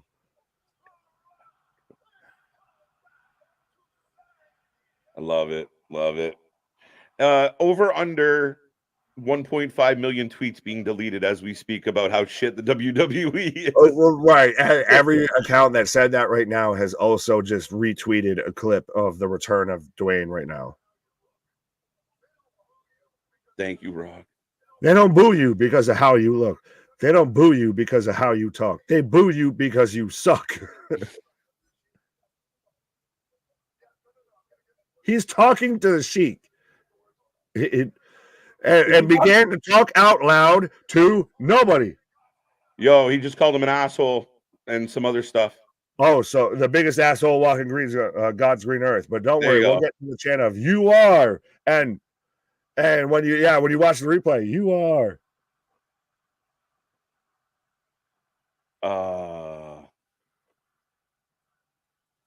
The Rock was in the neighborhood. He definitely was with the big merger. The UFL, I mean, it's got at least it's not the XFL anymore. This has got legs. I was going to say, well, we were here for a brief time here talking about the XFL. Maybe we'll be back here now talking about the UFL. The XFL coverage was a thing. Yeah.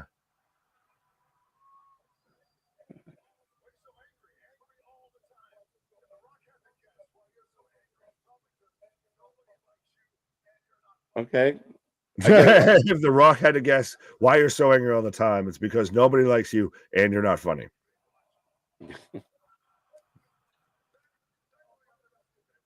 Thankfully, I never saw Baywatch. Nobody else did. I agree with you there. I've never watched that piece of shit movie. You know what? That movie's not a piece of shit. It's not terrible.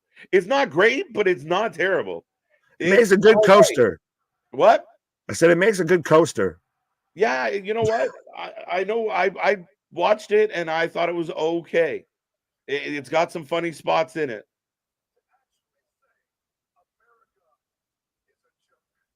Ooh. See, Rock's gonna introduce Dwayne The Rock Johnson for president 2024 right now because he's standing up for America.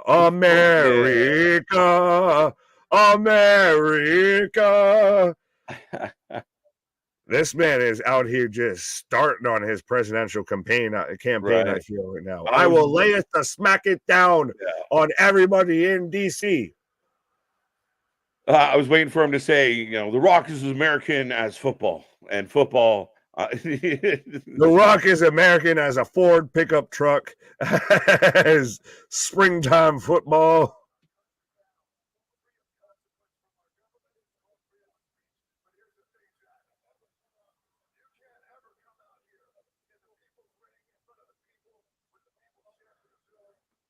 take a shot for every time The Rock says people, and you'll be drunk by the end of this fucking segment.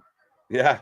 Respectfully, the people's ring and the people's promo and the people's pizza and the people's court, 100%. Right. Candy Tink. Never saw Baywatch. Again, it's an all right, stupid comedy. You are the day one douchebag. You're no longer the modern day Maharaja. You're the day one douchebag.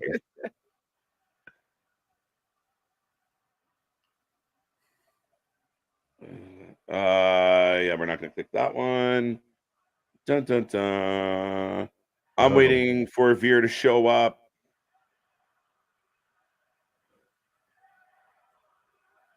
As he's now getting the crowd chanting day one douchebag. Yeah, where's Indusher showing up here? Yeah, where's he has homies, he has friends, right?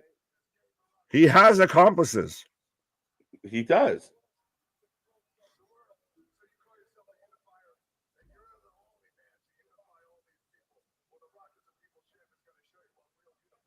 What is happening there? This is The Rock where he's getting really long and not really having a lot to go with. This is even the crowd's getting a little quiet. Like, you can only belittle the man for so long. If I was Jinder, I'd kick him in the mouth. Facts. Like, how long are you, as a man, how long are you going to sit there and let another guy who's of equal size to you, by the way, sit there and just talk shit to your face? All right. I mean, I get you had the big reaction. We're glad we got The Rock. This is the thing.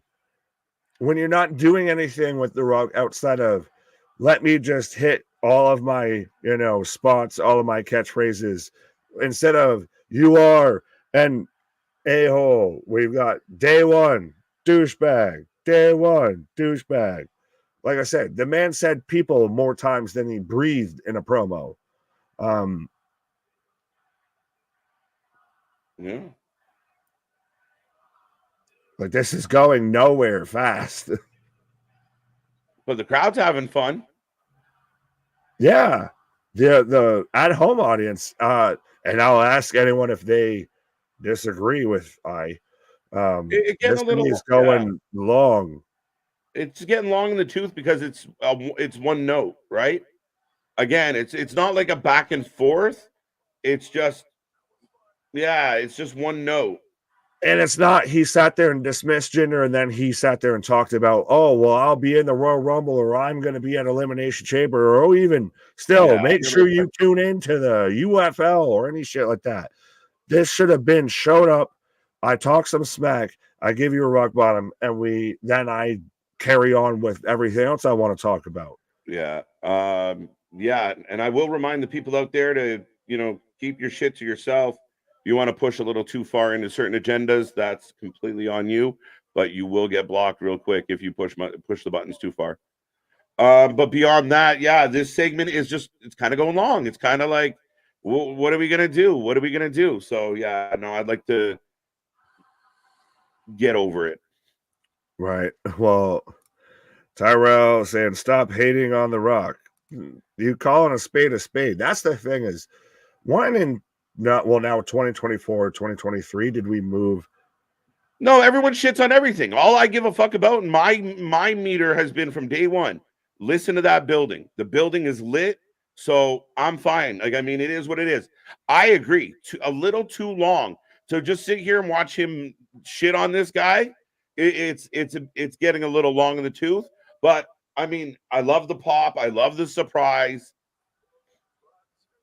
Now he's singing. The Rock has no choice but to whoop your candy ass. And now that's what set Jinder off. Finally. And 20 minutes later, like, that's the thing. I was more just saying, when in 2024 now, because we're there now, did it become that you can't be critical of anything without you're shitting on it?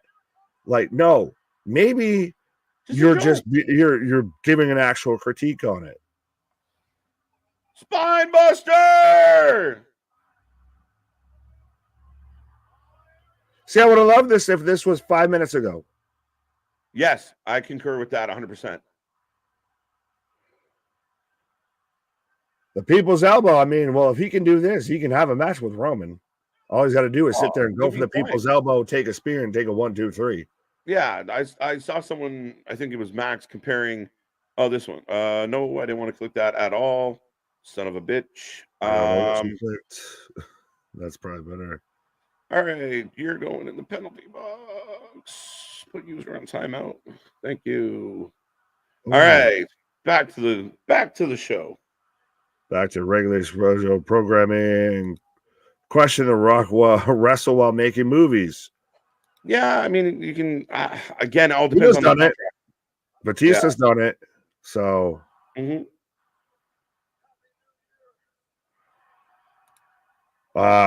See, Lady B saying this bordered on cringe. I can't really relive the Tyson Fury song breakout. 12 minutes of The Rock stand up and singing. Yeah, that's the thing. Give me this as a 3 to 5 minute segment. Fantastic. Mm-hmm. The fact that this went 15, 20 minutes, too much. Yeah, it was much of a good thing. Yeah, they had it. They got the boom. They got the pop you expected. If he walks out, tells Jinder he's an idiot, and hits a rock bottom, we move on. Right. Yeah, this is a little bit meh.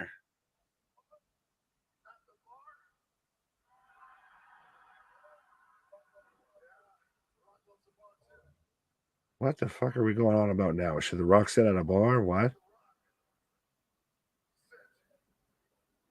Oh! Let's go! Or does The Rock sit at the head of the table? All right, I take back. Again, just took a little too long to fucking get there. Right, again, we could have gotten there a lot quicker, Dwayne. The place pops.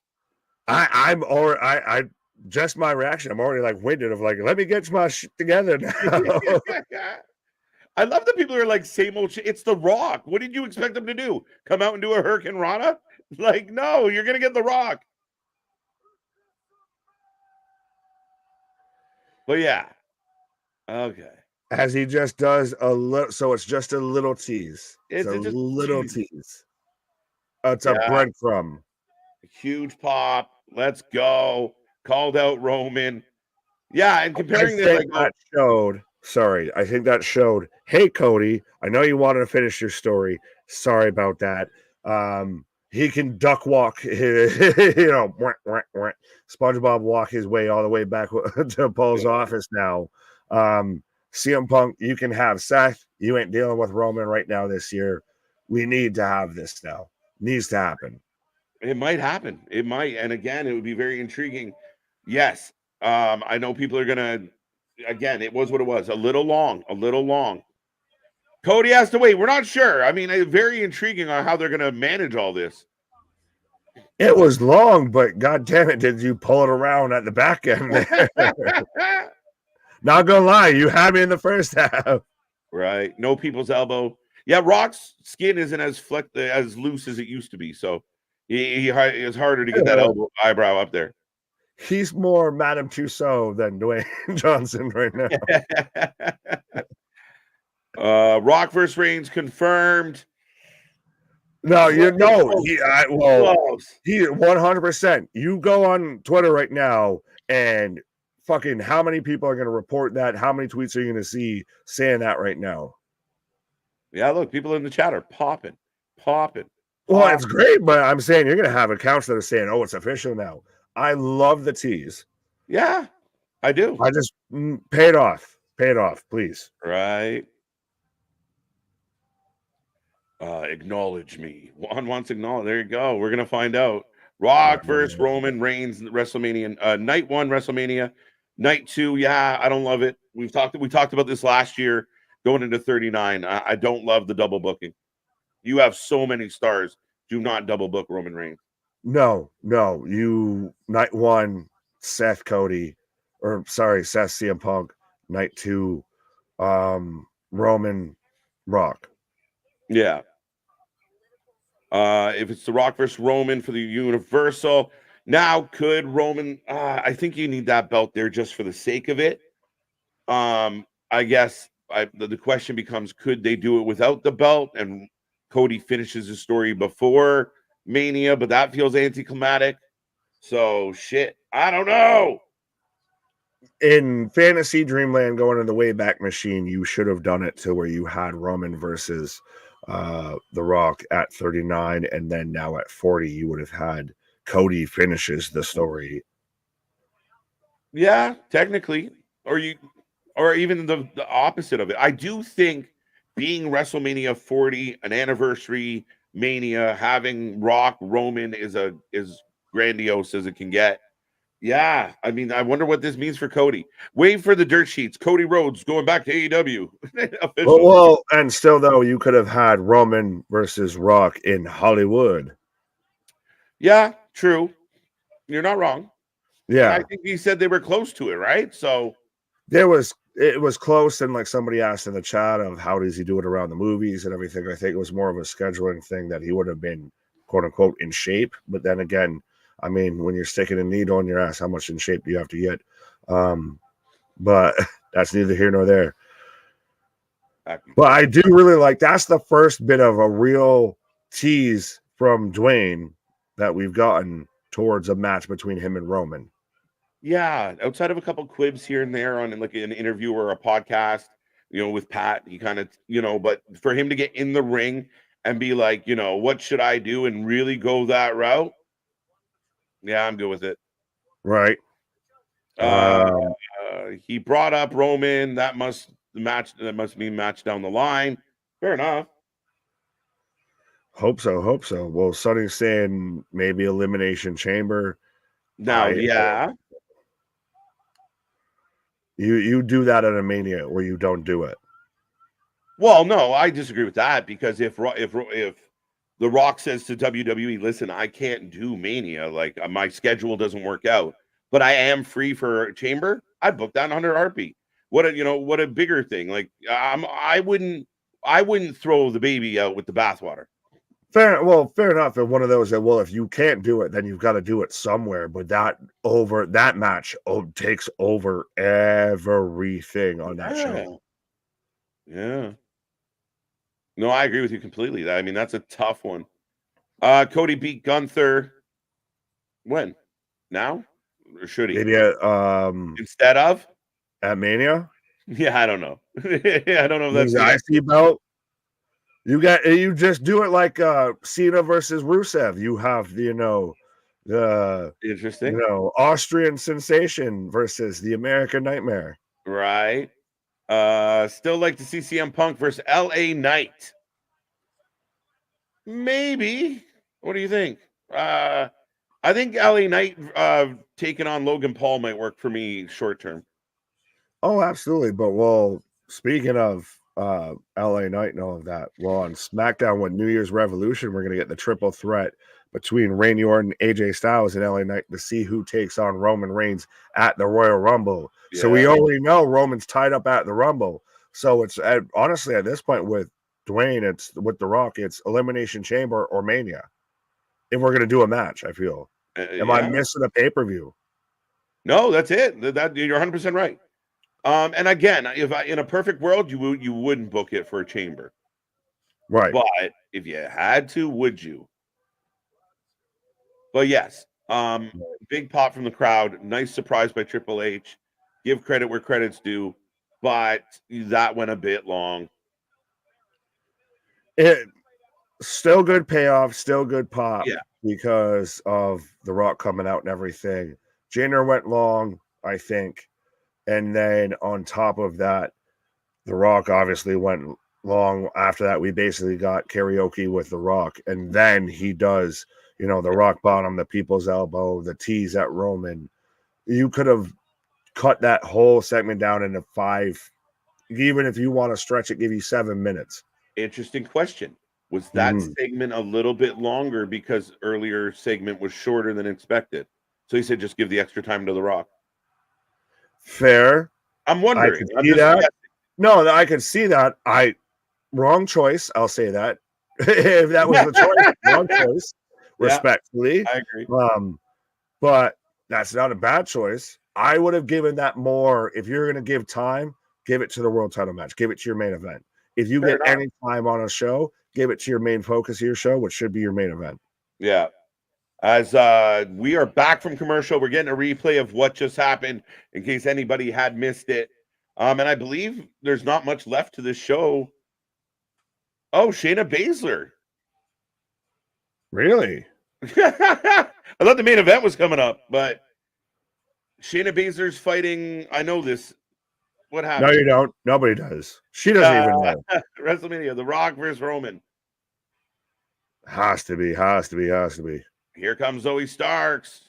So we're getting a women's tag match. Yes. Oh, Natty, and what's her face? Or Tegan are fighting these two. Yeah, that was advertised. Oh, I thought it was a women's tag title match. Okay. It's all coming back to me. It's like a blind man pissing in the wind. It's all coming back to me now. And then remember, we still have the Elimination Chamber in February to look forward to. Yes, I mean, again, we're starting the year off with a bang. So lots to talk about, lots to get into.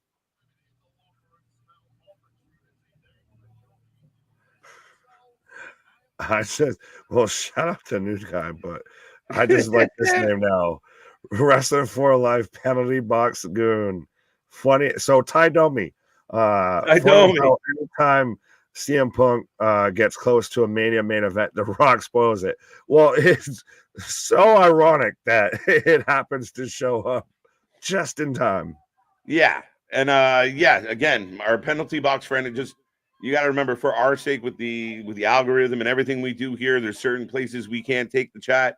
And again, if you got your own viewpoints, keep them. But we can't do it. So you end up. We got other platforms and everything like that, like the Discord and everything. If you want to air some things, but algorithms and the big eye in the sky. Sometimes you can't say something. Yeah. But it ain't nothing but love. But don't make me put you back in there. I hate CM Punk. He shouldn't have come back. Now I'm thinking of is with the How to Rob with Heavy D. Why you robbing me? I got nothing but love for you. I got nothing but love for you. As we're kicking off a tag match, we will take your predictions between these four ladies. It's me. It's DDP. So who you got, sir? You have I guess strap on and strap in here with fucking Natty and Tegan. Pause. Versus fit that bill. Versus Zoey and Shayna. I don't know, and I'm not quite sure why this match is at this point of the night. Because you need to everybody needs to go sit there and take a piss, have a hot dog, go take a walkabout, have a smoke break after you just watched Dwayne come out and everything. You very much need to let everybody catch their fucking breath here. Right. Before a world title match, because that's all we're gonna have left. So this is your pause for the cause spot. Right. Yeah, I guess. I mean, whew, poor ladies. That's a tough one to be in. Oh, that's funny. Natty boring as hell. I give Natty some flowers, but yeah, she's kind of boring. Natty is a bigger draw than the Young Bucks. Facts. It's true. Her and her sister instead of Matty and his brother. Oh. Yeah, you're good. That's what I was hitting at. Yeah, I figured. The winner of this tag match gets a women tag. There you go. Number one can. I mean, all right. So in that case, I'm going Shayna and Zoey. So then it's all heels going on the baby faces. Because what then? No, with the whole party rockers in the house tonight situation, did we see with Chelsea Green and Piper and everything like that before? They've obviously got a stake to the claim there. Yeah, and they just lost the belt. So yeah. And I'm only taking Damien's word for it. I didn't know it was a number one. I know. I don't think you're wrong. I'm just more of. It's one of those of, do you want heel team, babyface team? Because I feel like we're going to probably get a triple threat somewhere or something. Yeah. Or babyface team, heel team, babyface team. I'll take Natty and Tegan. I'll take the Rainbow Connection here. All right. But we are on another commercial break, folks. Make sure you keep the chat going. Keep it alive. We got a main event of epic proportion coming up with Drew and Seth. So more to come. This match shouldn't take much longer. Where's Curtis with our commercial count? I'm gonna go find. Yeah, Curtis. I've lost track now. As KJ's taking a pause, he's going to find the end of the rainbow connection there. Has JV again? I still find it funny. I don't even know who got sent to the penalty box and or why. Respectfully, I would actually like seeing Natty and Impact. Well, no, you're just going to see the Impact version of Natty over there, and that's called Dana Brooke. I feel if she's still going to be in pro wrestling, that's where Dana Brooke ends up. Is in Impact, and I think she honestly would do pretty well in Impact. I don't hate on Dana Brooke. I just think there's not a real much of a character behind her or anything like that, not a personality.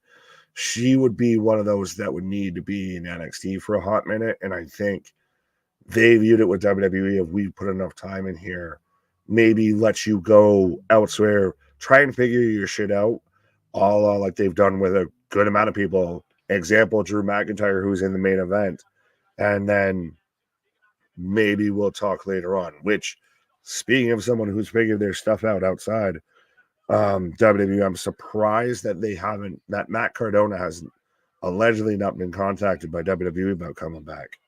But I've got Tegan and Shayna right now firing up. So Tegan knocks out here, just going to town.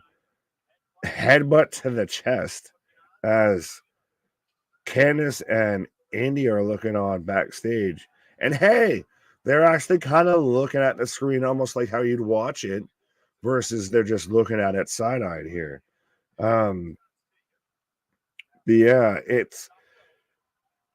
I'm very conflicted about the WWE women's tag division. There's plenty of teams and plenty of talented women in that division, but I just don't think there's a disconnect there with all of it to me that just doesn't make a ton of sense.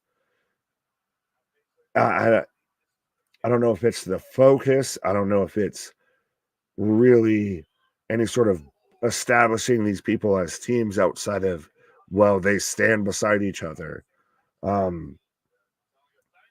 As Zoey with a super kick to Natalya as tags in with Shayna as Tegan's down.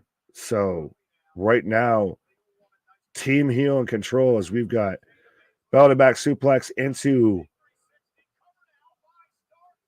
So Zoey, so like KJ said, the match wasn't, long for her, but so actually Natty's selling the knee, but Shayna and Zoey pick up the win after the belly to back suplex into, I guess the best way I can describe it, I'm sure they've got another name for it, but like a rip cord, go to sleep there. So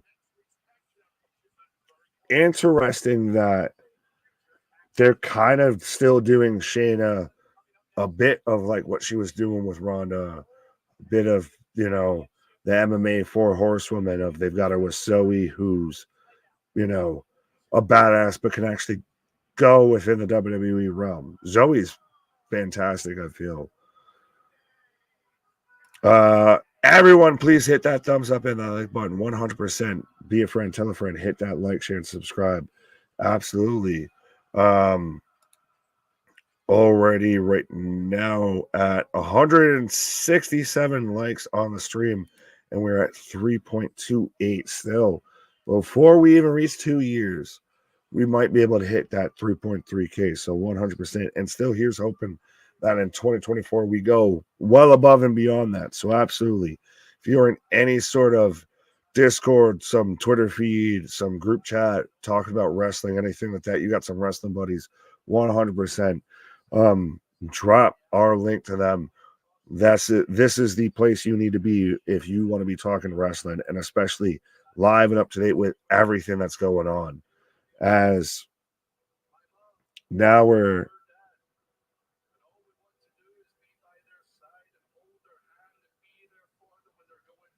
going through, we're getting into the whole personal and real life angle here between, Drew and Seth, and Drew's connection with Becky and his parents and her parents and everything, and how that's the best thing that right now WWE is doing is everything has this level or this tinge, this feel of authenticity behind it. Of I understand pro wrestling is a suspension of disbelief very much at times. But when you can cross that line, when you can blur, when you can really, when you suspend the disbelief so I don't have to, if that makes any bit of sense, if you can sell me on this being real versus this being storyline, or you can intermix the two, is 100% the sweet spot here. Mr. Marcos saying, I swear this match at WrestleMania 40, they have like triple threat match, The Rock, Cody, Reigns. Oh, I don't know if I like that. Like that's almost the weakest option, I feel like, because then does Cody win because The Rock took out Roman? Well, then you didn't kind of fully finish your story. You just more poached a story, I feel, than anything. So I think it's got to be, if you have Cody in the main event of WrestleMania, it's got to be in a singles match. And I went and said my bold prediction for 2024 was that Cody Rhodes would not win a world title in 2024. So we'll see if that holds up, as I'm getting the replay from last week of Drew hitting the Alabama slam on Seth Rollins onto the ring steps here.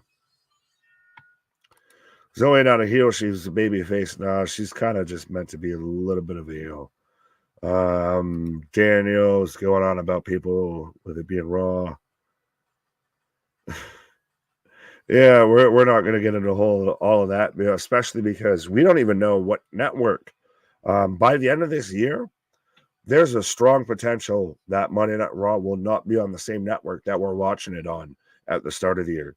I mean, obviously they'll be watching it with us, but I'm saying it might move from USA to, imagine if it moves to Time Warner.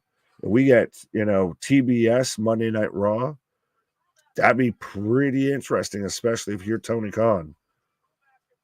As I've got Drew coming out right now. So, folks, if you have not done so already, let me know your predictions. Let me know who you're taking, whether you're taking Drew McIntyre, whether you're, get out of my swamp, or if you're taking Seth Rollins to retain as the World Heavyweight Champion.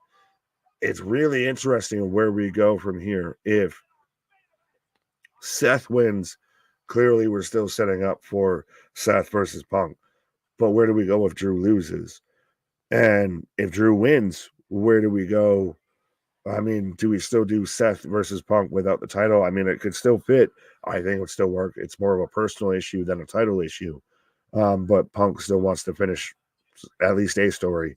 But where do we go with Drew? Who challenges Drew? Who's a babyface right now on Monday Night Raw that could challenge Drew, unless we're going to do Cody versus Drew, and then Cody finishes the story. He just doesn't finish it with Roman. He everybody's expecting him to stay with the girl who brought you to the dance, but maybe he finishes it allegedly, potentially, with, a girl he met at the dance. As I'm in commercial break now, Curtis has let me know it's commercial break number 11, as we've still got a half hour left. So, hey, I got 2 more chances to still hit the under here. So let's go. Raw would be better on TNT. They don't censor anymore. Now, is that a benefit or a hindrance that they don't censor? Because that's the thing, is there's been plenty of things that you're surprised make it on TV when it comes to AEW. And if they were to do on TNT, I mean, be interesting. Monday Night Raw on TNT, would that not feel like the ultimate? Like, I feel if that happens somewhere out there, Vince McMahon is just silently like fist pumping to himself of, I got you, Ted, I got you all along, of to be on the same home and especially on the same channel of the former company WCW that was in the Monday Night Wars with you, and now you're in, I guess, the free agency wars. I won't even put a date on them. We're in the free agency wars, the booking wars between AEW and WWE. Oh, I think it'd be that's very much a shot across the bow. CM Punk, Rock Cody. I still don't know about that. Did not know that. What did Daniel say? Larry, they due to a degree, AEW got spanked for dropping too many select curse words on TV. Well, there you go. There you go. John saying, give Drew the belt tonight and Rollins wins it back in Australia. Could happen, or honestly, respectfully, he could win it back at the Rumble. It could be one of those of Drew has a reign, but it's short enough that it's not even ends the month. Because there is this strong potential that CM Punk wins the Rumble. You have Cody. There was a lot of people until The Rock showed up tonight that predicted that we were going to have Cody win an Elimination Chamber to take on Roman at WrestleMania. So there's a strong potential that, neither Seth or Drew really needs to be involved in the Rumble match. So you can still have them in a title match, and whoever wins the Rumble chooses to face them. As boom. Hi. I might actually be here. When is that? Live this Thursday. Oh, well, at 8:00. Interesting. I thought it was going to be a morning edition of the bump. Well, they didn't say AM or PM. Yeah, probably won't make the AM one. I was going to say, they didn't say AM or PM. They just said live Thursday at 8. And it was a preview special. What was it a preview special of exactly? 2024. Oh, so we've got, WWE Con now of they're going to let us know what's set up for phase 4 of maybe Triple H first. And next week's Raw already stacking up to be a good one. And we get Shinsuke Cody running that back. We get a women's tag title match. We get CM Punk. Listen, the WWE's cooking, my guy. And I mean, it's hard to argue with right now that, tonight stacked with shit. Tonight's 3-hour show has gone very smooth, very fast. A couple of hiccups, but hey, it's The Rock. But other than that, I mean, it's been solid, man. The Rock was bacon, brother was bacon. But yeah, that's the thing is now people want to say it's stacking the shows, but it's just what they have as their talent. So it's not stacking the shows. It's just we're booking the shows and they just happen to be stacked. They just happen to be that good. Yeah, that's good news. Look, they're showing the top of Sammy's head. 15 staples thanks to Drew McIntyre. So, hey, could Sammy affect this match if they're already kind of foreboding it? But there's 18 million options you could go here. It's what do you like? You mentioned it before. I mentioned it while you were on your break. What do you do with Seth if he loses here? What do you do with Drew if he loses or if he wins here? Like there's a whole lot of this is going to be interesting in which way this comes out and where do we go from here. Yeah, and I like the fact that we're going into a main event and the favorite is Seth, but really there's open doors. There's actually options that are viable that could happen. You have stories built up enough that they don't need a title involved to be a good story. That's also true. That's a rarity, it seems, in pro wrestling in the last decade, respectfully. Facts. I like it, man. I do. It'll be a WWE TED Talk. We're Daniel. Welcome back, Daniel. Good to see you. Right? Seth Rollins for the win. Yeah. Triple H out there with the little headset thing. He has to start it off when he spits the water just to test the microphone and everything. They told me it was waterproof. I had to make sure. This show definitely going past 11 EST tonight. Maybe. I mean, we still got a decent amount of time on the clock, right? 20 minutes. So we're almost there, peeps. Right. We haven't seen Damien all night. Is he cashing in tonight? Ooh. Dun dun dun. There you go. There you go. Bugs Bunny, I mean Seth Rollins for the W. Yeah, what's up, Doc? Yeah, shit. Seth for the win. Well, it's burn it down. I don't know how you burn something up. Oh, I'll show you how to burn a few things up. That's Skrillex. That's Skrillex again. What if Rock wins the Rumble? I riot. That's what happens if the Rock wins the Rumble. We riot. I don't want that at all. Rock doesn't need to win the Rumble. Your final four: Roman or Cody Rhodes, CM Punk, The Rock, Johnson. I don't know about your fourth because fuck them, they're probably getting chucked out anyways. Man, there's some history in that final. Yeah, man. They're like everyone watching, like, oh, Punk's gonna get screwed again. But that's the. Remember, it was what it was like. Not it was around like when you had Nakamura agent, like you had a couple people in the finals and you really had no idea who was going to win, or you had it was Roman, Cena, Nakamura, and somebody else, and you had no idea who was actually going to win. Yeah. This is the most with this Rumble of you have no the fuck idea who's going to win. Yeah, that kind of bleeds into AJ saying, "Is this the best era of wrestling?" What I will say with that is not yet. I think this is the best it's been since the millennial, but I don't think we have a big enough sample size to compare it to the Attitude Era, the Golden Ages, that kind of shit. I will say this, and taking off my rose-tinted glasses and the nostalgia pop and everything like that, if the numbers, especially when it comes to WWE, keep trending in the direction that they do, you have a debate. You have a case. Yeah, like I would take that to wrestling court. Yeah, absolutely. 100%. That's where that's that is definitely got grounds for a case.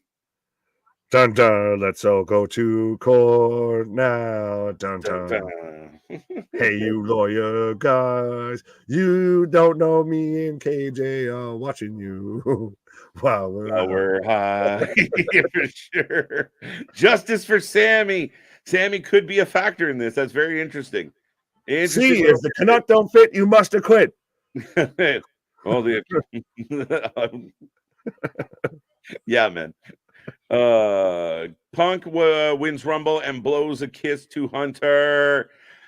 I got Punk winning the Rumble. I do. Ooh. Who loves Chicago made Punk? I do. Is it true? I do. Cody, Punk, LA, and Uso. And I like that for. Not bad. Oh, that's not a bad. Do we not have Jimmy versus Jay set up before the Rumble going into for Mania? Or do we wait until past that? Part of me wonders if it's like Rumble. Like if Jay and Jimmy get into it at the Rumble, during the Rumble, I still have this outside thought that it could be, if Brock Lesnar is not a thing, which we don't know yet, Gunther, Jey Uso for the IC title will cook at Mania. Yeah. Yes. So it would be very interesting. Again, more possibilities, but the idea that Jimmy and Jay kind of get into it at the Rumble and cost each other a chance, and then they decide to start messing with each other from Rumble on, works too. Right. As Jim Carney saying, "Man, I forgot I wanted to sit with you guys and listen while I sat here and doodled. Well, I at least got the last few minutes. Do you guys do UFC?" Yes, we do from time to time. We have at times. And also, you can always go back and watch the replay. Or we got, like we've talked about, we got a full library of receipts multiple hours of stuff you can just throw us on while you sit there and doodle. Right. No, you're not wrong at all, Jim. Yeah, no, we appreciate you remembering in time before we go off the air. But we will be back tomorrow for NXT. We're here all week long for all your wrestling. We are the alternative commentary. And yeah, we're growing by the goddamn minute, folks. Facts. Dun, dun, dun. WWE have announced that Triple H will be making a major announcement on Thursday. Uh-oh. Uh-oh. I need proof to see this. We're live still, so I haven't seen it. There you go. Sammy screws Drew and Priest cashes in. I don't think we get both. Yeah, no, that's putting a hat on that. Yeah, we get one or the other, my guy. KJ Nick, Seth retains. Unfortunate. Wouldn't mind Drew winning. I like what Seth has done, and I don't expect Seth to lose. Drew winning to me would be a surprise. I don't think it's unfortunate, but Drew's been sniffing around the top for so long. Is this the moment where he kind of slips back into the mid card, or is this where he gives up and goes to AEW? I don't fucking know. No. No. I would be hard pressed to see anybody that has any sort of prominent spot right now in WWE that goes the other way and goes to AEW. No, if you're prominent, it'd be a very hard sell. Right. If you're somebody that isn't getting enough love or enough money, yeah, maybe. And maybe Drew, I don't know. Again, I can't imagine like Drew versus Darby Allin. Like, okay. Drew versus Big Bill because he's the only one that can look him in the eyes. Right. Drew versus Moxley next week on Dynamite. I will fucking Claymore your head off your shoulder, sir, until you fucking sell this move. You're going to sell this motherfucker. I will headbutt you till my skull caves in until you sell some shit. You will sell my moves. I laughed so hard, my shit falling apart. Yeah. Remember, appreciate you. Every time I look at it, I keep wanting to say Jim Carrey. I know, right? Then especially with the little like lion thing, I keep thinking of Ace Ventura, Pet Detective.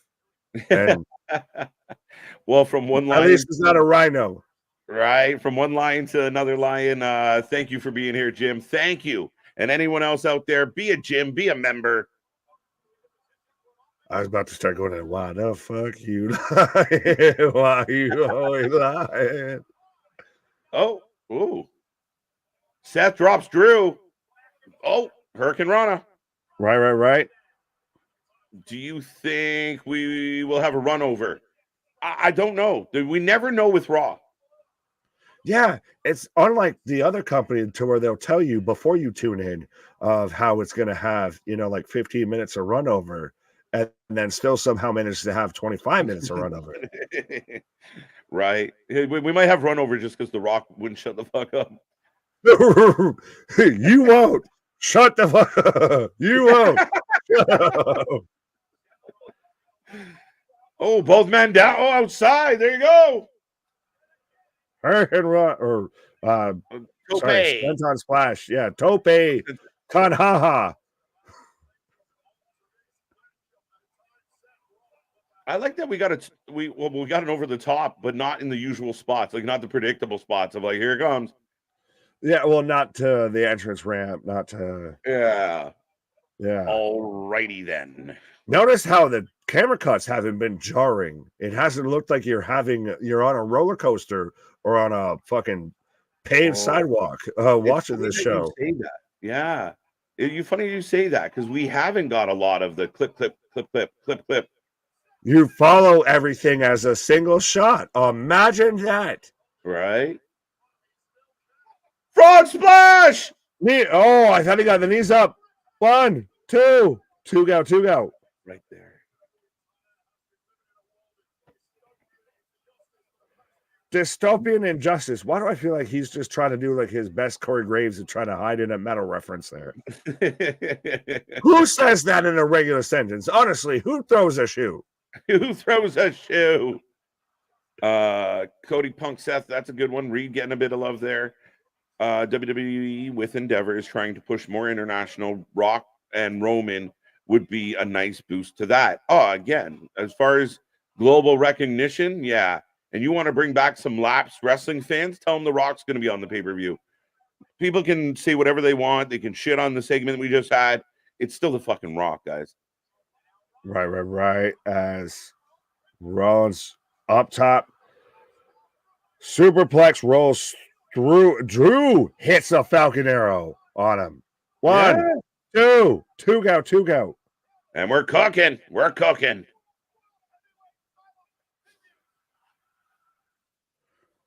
Could Triple H's announcement be that TNA get a Wednesday time slot on the WWE network or something else TNA related? So sounds far-fetched. Yeah, that would blow my mind. I don't think so. I think it's going to be Rumble related, talent related, pay-per-view related. I don't imagine it's going to be TNA related. That would Right. go ahead. No, sorry, I was just clicking. Drew Falcon Arrows Rollins. Do you think Mick is gonna come to WWE or stay with AEW? Who's Mick? Mick Foley? MJF? MJF. That's where I think we're trying to go. I'm looking at the keyboard. What did he miss? Yeah. Literally, I'm like looking, I was like, what's close by there? Right. I don't think they would let him be him in WWE. You brought that up. I think they might actually do him better. And this is why. Yes, he won't get away with saying you effing Mark, but I think they would at least not fuck with him as far as the floppy character we've gotten for a while. So they can highlight, and if he's a pure heel, they will push him as a pure heel, not as this kangaroo. I'm happy, then I'm mad, then I'm happy, then I'm nice. And then I think they might do a better job actually writing for him. But if your MJF does jumping to the WWE, right now in AEW, he's everything. Does he lose that going to the WWE? Look at the Murderer's Row of people that he's got to compete with. I say this respectfully before I take a pause for the cause here and everything. And I say this as a scarf carrying member and everything. If Maxwell wants to sit there and say, I am one of the greatest to ever do it and everything like that, then you do it where the greatest to ever do it have done it. Yeah. And we've seen what you can do when someone's going to let you do whatever the fuck you want. How can you do it on the biggest platform where you can still... We've obviously seen what they can do with guys like Heyman, with Roman, with LA Knight, with John Cena, with CM Punk. So what can you do in their system? You can be great at N1. Yeah. You can be fucking great as hot sauce. AAA, yeah. Right. But yeah, when you can show up in the NBA and fucking sit there and ball out, then you've established yourself respectfully. I think that's fucking brilliant, man. Actually, that is one of the best takes I've heard on the whole situation of like, you can be lights out AAA pitcher, but you ain't going up to the show and showing out, then it means nothing. It means far less. So yeah, I think that's brilliant in the sense that you gotta do it. Like, I mean, it's one thing to hang with certain talent, but if you're gonna make it matter, this is where it is. When you want to show up and show out, because that's what the show is about and everything, you can go there where you can say, fire me, you fucking Mark. Well, cool. So then show me how talented you are when you can do that on the biggest stage and you aren't allowed to say that. Yeah. How can you promo? How can you work within that confines and still be the top guy? Yeah. And does MJF lose a lot if he says damn instead of fuck? Probably not. You know what I mean? You damn Mark. Right. Yeah, and you and I being very, fond of the F word. This is how grown people talk, folks. But yeah, I mean, if he's on, and again, WWE smart enough. If you get your curses cleared, you can get them in. They just have to know so they can hit the button. And even then, who's to say that he doesn't end up back on Time Warner just under the different banner? How ironic would that all be? How ironic is this? Dun, dun, dun. I hope his announcement is a tag team division related and splitting the titles. I'm eager for that to happen.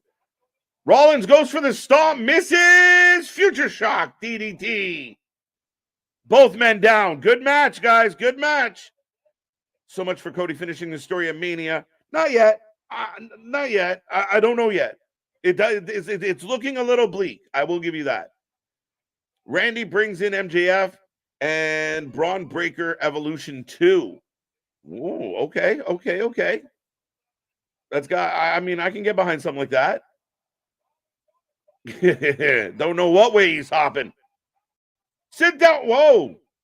Sit down. Powerbomb by Seth. Gets a 2. Running on fumes. We got about 5 minutes left on my clock, guys. Gonna get my boots to asses shirt out. There you go. Somebody said it. I don't know if I missed it. But there it is. CX. Shout out CX. My mom only watches wrestling when The Rock wrestles. Facts. There you go. Why would you take him off your roster? Yeah, it's so weird. It is. And again, if it's just a ploy to sell everybody on like, look, MJF could have left, but he didn't.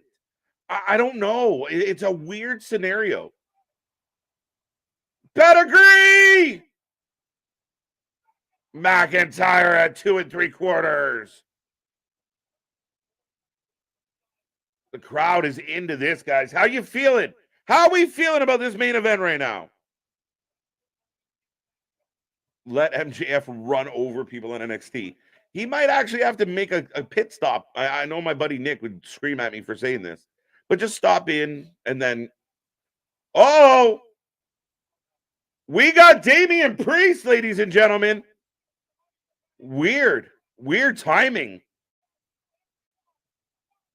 Happy New Year's, Trevor. Hope you're doing well. Yeah, I'd imagine that'd be an interesting talk. But they've come a long way. And what is happening? Priest with the case. Oh, Drew's going to fuck it up. Claymore! Down goes Damian. Dominic gets chucked belly to belly. But now wait. What? Claymore! No way!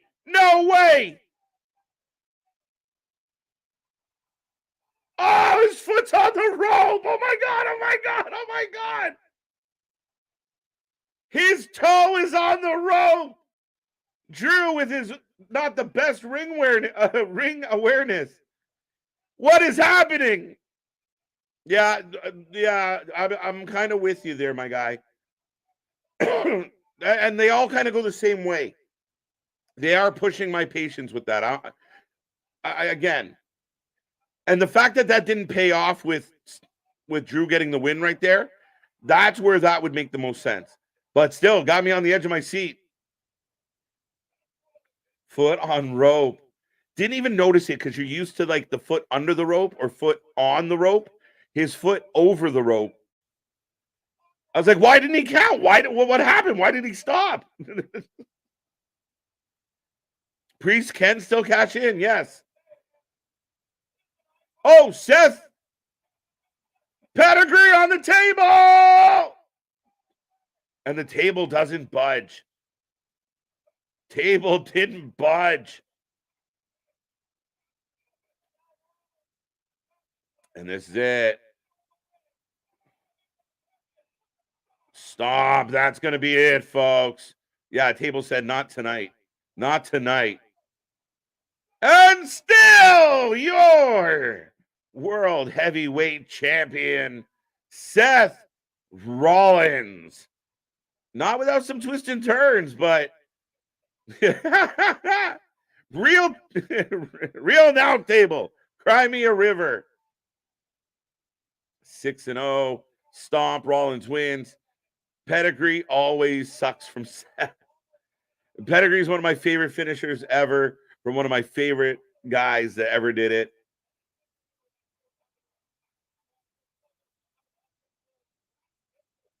Wow. What is your early prediction for Okada versus Daniel Bryan, Wrestle Kingdom Thursday night? Okada might win this one, to be honest.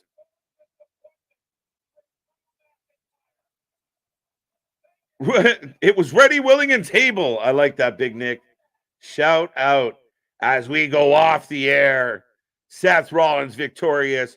Raw is in the books. I almost wonder if you would have got a bigger pop if Drew pulled it off. Interesting. But folks, if you're still hanging out with me, and a lot of you are, we will take a rating out of 10. I want to know how you felt about the show tonight. Give me your pros, give me your cons. How did you feel? I mean, I'll be honest, and I say this all the time. If we get to the 3-hour mark and I'm not half asleep, it was a decent Raw. I mean, that was a good moving up and down roller coaster ride tonight.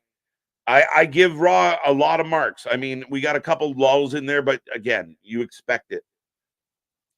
Have Drew win, cash in on him, and then Seth ruin it for Damian. Yeah, possibly, but yeah, not tonight. 6-0, 6-0, 9 out of 10, says Eric. He's loving it. BS ending, boo. Yeah, I don't know. I'm kind of torn with that ending. I'm not going to lie, Vance. 5-1. They need to shit or get off the pot with Priest. Priest failing to cash in so many times is a bit of an issue for me. You're not wrong with that, Boston. I think the fact that, what is this, 6-7 times? This is at least the second time that Drew McIntyre has kicked him while he tried to cash in. So, again, you're going to come out with Dom, have Dom run interference, right? Like, do something. But you can't keep going to this well. Especially if he's unsuccessful. To me now, he has to be successful with his cash in, because if he's not, it makes this whole process look stupid. 3-2 and Stu. Yes, the table probably wasn't rigged to break. Yeah, it did not give. They just hit it. That was all she wrote. Damian will cash in and win the World Heavyweight Championship, and that will lead to the downfall of the Judgment Day. Ronan, I think so, and still a small part of me thinks that if Punk beats Seth and Damian cashed in on Punk, I think that would cause an uproar, and I'm all for it. Pretty good match. I'm kind of tired of Seth, though. I'm not tired of Seth, but I do think his reign has to come to an end sooner than later. Again, the assumption is they're setting up the big match. CM Punk's back. There's legitimate issue there that they're playing into. It works well. But yeah, I mean, again, I thought the match was pretty good. I thought it was solid. Twists and turns. I thought Drew had it. I really thought Drew had it. And to me, it was almost like that would have been the biggest pop if Drew pulled it off, thanks to Damian. And then, but Seth turning around and getting it back felt a little less, maybe a little anticlimactic at that point. I love how Damian is just standing there. The man, just standing there. My man, cash in. Yeah, right. Like, if you were gonna cash in earlier, Seth hits that stomp. Why not cash in still? He's still a weathered guy that just went through a 20-minute match. Yeah, I get your point. Shit or get off the pot. Shoot your shot, my guy. 7.5 out of 10. By the time Priest cash in, it's gonna be money. He's gonna cash in on the new Money in the Bank and have 2 titles or have 2 briefcases. Like, I don't know. They gotta get to that point. Drew can't get a break. I don't know what this means for Drew McIntyre, guys. I really don't. Have they booked him in the L column so many times that it's never going to matter? Or do they eventually build it to the guy that can never get the big win gets the big win? I know he got it once before, but that was a different time. Not as bad as Edge and Christian table spot. Well, a table not breaking is far less embarrassing than lighting a table on fire, relighting that table, and then missing the table. I agree with that. 8 out of 10. Drew to AEW. Maybe, my guy. again, I don't see it. I don't believe it. One of those things. I don't know if I honestly don't feel like AEW is the best of fits for Drew. But at the end of the day, what do you do with Drew McIntyre? He's lost to Gunther. He's lost to Seth multiple times. Where do you go? I don't know. 9 out of 10, 9 out of 10, 9 out of 10. People loving the Raw tonight. Why are they not cashing in now? I don't know. I don't agree with not cashing in. Do it. Do it. Pull the trigger. Happy New Year, Ian. Good to see you. Good to see you. Thank you for being here. As we're winding down, anyone else want to throw in a rating out of 10 on the show tonight? Way better than World's End. I would say I hate making those one-on-one comparables, especially pay-per-view to regular show. I would say I was entertained more for 3 hours tonight than I was for parts of World End. Like, to me, there was only a small chunk of World's End that was actually entertaining. I thought they really shit the bed. I know Tony thought it was wonderful, and some of the shields out there thought it was great. But no, World's End was one of the worst pay-per-views of 2023. The foot on the rope thing is dumb. I like that the commentary took the time to sell it, though. I mean, I get it, but the way it played out, he was just in the heat of the moment, folds the guy up, and it was a unique way to do it. But yeah, I mean, I thought him winning. Like, when I thought he won, I almost jumped out of my chair. Drew not having a contract must force Triple H's hand. That is interesting. Jinder and the Rock, fun surprises. Women tag match was good and a solid main event. Overall, good day one. Yeah, I thought it was good. I thought they delivered. I thought, again, from segment to segment, for the first chunk of it, it moved quick. A lot of good matches. Miz and R-Truth was fun. A lot. It was a really, really good show. Yes, people are going to shit on the Rock segment. Yes, it went long, but the payoff worked out at the end of the day. So it is what it is. But from start to finish, I thought a pretty solid show. It's like the boy who cried wolf. No one's ever going to believe it when it actually happens. But is that part of the strategy? And I agree with you. But is that part of the strategy where next time you see him come out, you're like, he's going to fuck it up again. But then he doesn't fuck it up again. I don't know. But that's where if he does go to cash in and he doesn't, and he's not successful, then he looks like a moron for the whole process. Is Drew staying in WWE? Hear a lot of buzz from AEW camp. It's been rumored for a long time now. Triple H has come out and said a lot of that kind of reporting has been bullshit. Drew hasn't really indicated that he wants to leave. He's still being highlighted. Here's day one. He's in the main event. Yes, he didn't win, but he's a main event talent. I don't know. I think that now with Drew, the only option you have is you dig into heel. You need to be 100% the Scottish psychopath. You are sick and tired of everybody's shit. You are there to fuck up everybody. And that's who you are. That's what I think they need to do with Drew. That's your only hope. Speaking of showing up to fuck up everybody. Past your bedtime. No, what's up? Yeah. But I mean, I'm already here. So yeah, that's all right. Let's go. Right. Keep going. Not a good day for 3MB. That might be the comment of the night. I like that one. Good job, since baby. Rock's baby left him, he found a new place to dwell. Right? How do you feel about Drew McIntyre and how that played out tonight? I agree with you at this point. I thought at this point he had already gone heel with this. So if there's another level, go for it. I worry that where does he slot into a world title picture right now? Right now on Monday Night Raw, you've got Seth Rollins, you've got Cody Rhodes, you've got CM Punk, you've got Jey Uso threatening for it. You had Dwayne show up tonight. Does Drew start to fall by the wayside? And unfortunately with Drew, it seems like he's always been the bridesmaid, never the bride. Yeah, I mean, I don't agree. I don't disagree with that. I don't agree. No, I Reginald, I disagree. I disagree with it so much. I agree with it. Yeah, no, I mean, again, this is very interesting. But you and I discussed like there's so much going on with this company right now.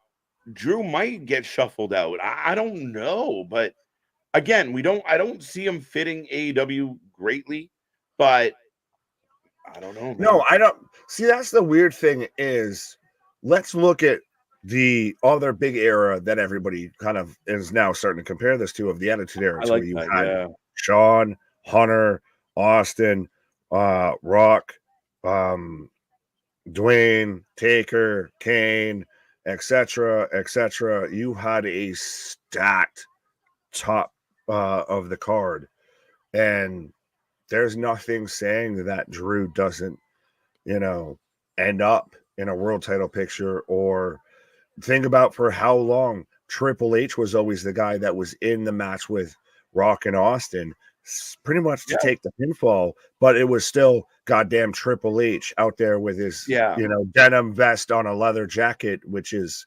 one of the most pro wrestling looks ever. Right. And you know what? That is exactly it, Nick. But he has to become the Triple H. He has to become that pure evil that people want to see lose. And he hasn't committed far enough to that for me. Like, he's got to be a cheater. He's got to be conniving. He's got to fuck up everyone's favorite babyface time and time again. This, not quite a heel, apologizing, telling people he's got to work harder. That's not going to cut it. If you're going to be that guy, you got to be that guy. Babyface was an issue. We called it a while ago of he should have came back. Just his return is a claymore to the side of Seth Rollins' head. And that's his statement back. He should have shown up, like you said, as the Scottish psychopath, much like Triple H was the cerebral assassin. Yeah. He's got to show up and just be as we saw even with Dwayne, the boots to asses. He needs to show up and just take names and kiss asses. Yeah, you got to be maniacal. You just got to fucking beat the shit out of people. Pardon my language. Well, at what point does he beat the shit out of does him and Damian get in a fight over, when does that become potentially the rivalry? But then I don't know what you do here. Does Damian lose the briefcase before he cashes it in? Loses it to Drew? Fuck. It could happen. Could happen. My concern is if MJF does leave, who the hell is the big star in AEW besides Swerve? We talked about this a lot. I mean, that's a hole. That's a gaping hole. Pause. The Ayatollah of non-disclosure, the man of 1,004 NDAs. That's who. 100%. The head of the safest work environment in pro wrestling. The Judas in AEW's back. Chris Jericho. The WWE trades Drew McIntyre for MJF. You heard it here first, folks. I mean, I'd take that. I'd make that deal. Oh, yeah. 100% of the time. I would make that deal. Respectfully, Drew, I would make that deal. Mm-hmm. Jinder did a good job in his promo. I like Jinder. I hope we get more Jinder. He was working with Veer and Sangha. I think they're a great tag team. We never see them. If you were going to keep bringing Jinder out and cutting those promos on the US audience, it's fucking brilliant. Let's go. Well, and when you invoke the Sheik's name, it's nice that you're getting that kind of connection, and it's a good touch. It was with that whole segment, and everybody that's like, oh, you're just bad-mouthing The Rock. That whole segment was long. We got it. You beat us over the head with it. You said the same shit 4 times. We got it. We didn't need, karaoke at the OK Corral with Dwayne. Yeah. We got Jinder's supposed to be, America, Hatui, Hatui. Yeah. We got that. Right. Rock versus Roman wins. Priest cashes in on The Rock. Isn't going to No. Yeah, look, the greatest snooze fest in history instead of the greatest heist in history. Yeah, I did. WWE 2K booking. There you go. Okay, thank you, Joe. All right. Universe mode. Drew needs to have a crazy snap. Like, I just can't take it anymore. Fucking Claymore kick Michael Cole. Like, I do it all. Like, you got to go nuts. Right. But folks, this is last call for the chat. Nick and I are going to go to bed. We got to be back at this and do it tomorrow. Someone asked if Andrade is going to be there tomorrow. I think so. I think so now, especially with the news that we got on Dragon Lee here, 100%. Sometimes the universe just, folds out for you. Right. Max, am I still blocked? No, you were just on, you got thrown into the penalty box by the happy Canadian over there. Yeah, you just had to as a Canadian, I don't tolerate the political stuff very well. So not having it. We're under the hockey rules over here. You don't get thrown out of the game, you don't get ejected, you just get 5 minutes for roughing. Yeah, I want to see everybody join in and have fun with this, but there's just certain topics I can't have come up on screen. Right. How come no titles never change hands a little bit anymore at live events? It was always rare, Eric, and it was generally due to injury and shit. Well, and even then, I think it's come down to more of, especially with how many pay-per-views WWE runs, you gotta more save your big matches for those, and especially under the Vince era, you have 2 night, each night 7 hours Mania. You've got to really build up a lot of your, title changes and everything for some stuff like that versus, other companies that'll give huge matches away for free. Which now WWE's leading of, they can give away stuff. Like, we are probably going to get the payoff of Cody Nakamura for Rhea on TV. Yep. No, I mean, and you have that opportunity to do so. I could only imagine the IWC, they get mad if you do too good on a weekly show. If you start giving belts away on a live event, people are just going to lose their fucking mind. But neither here nor there, Nick. Overall, I'm going to give tonight's show 7.5. Oh, really? What are you giving it? I was going to give it an 8.5. I'm right there. I'm like borderline 8. I'll give it 8.5 just to be ultra difficult, because we still got the awesome truth. We still got if you smell. It was a bit long, but we still got the millions and millions of people, and we got the tease of a Roman Dwayne match. There was some moments, there was some detractions. It's not a great show. I could see I'd agree with you at an 8 versus a 7.5. Yeah. The main event was solid. Like you said, even with the foot on the rope spot and everything, to where you thought, everything was sold, everything was lined up. But was that it? Yes. Oh, I thought you were mid-sentence. No, sorry. Yeah, no. That's times I don't say a lot. But yeah, no, it's I mean, 8's fair. I think 8's bang on. I'm right there. I'll agree with you. We'll meet the middle and give it an 8. There you go. Kyle agrees with us with an 8. We'll take Kyle for it. There you go. But yes, folks, we are gonna tap out. We're gonna call it a night. But did his shoe explode? But no, we thank everyone for being here. We started off our day one with a huge bang here tonight. It was a fun one. Make sure you like, subscribe, share, be a part of the family. Click all our links below. Follow us on all the socials. And other than that, Happy New Year's once again. Our shit is real. Our shit is raw. Our shit is authentic. When you're talking about the wrestling, you better put that full life with it. See you on the flip side, folks. Come back tomorrow night.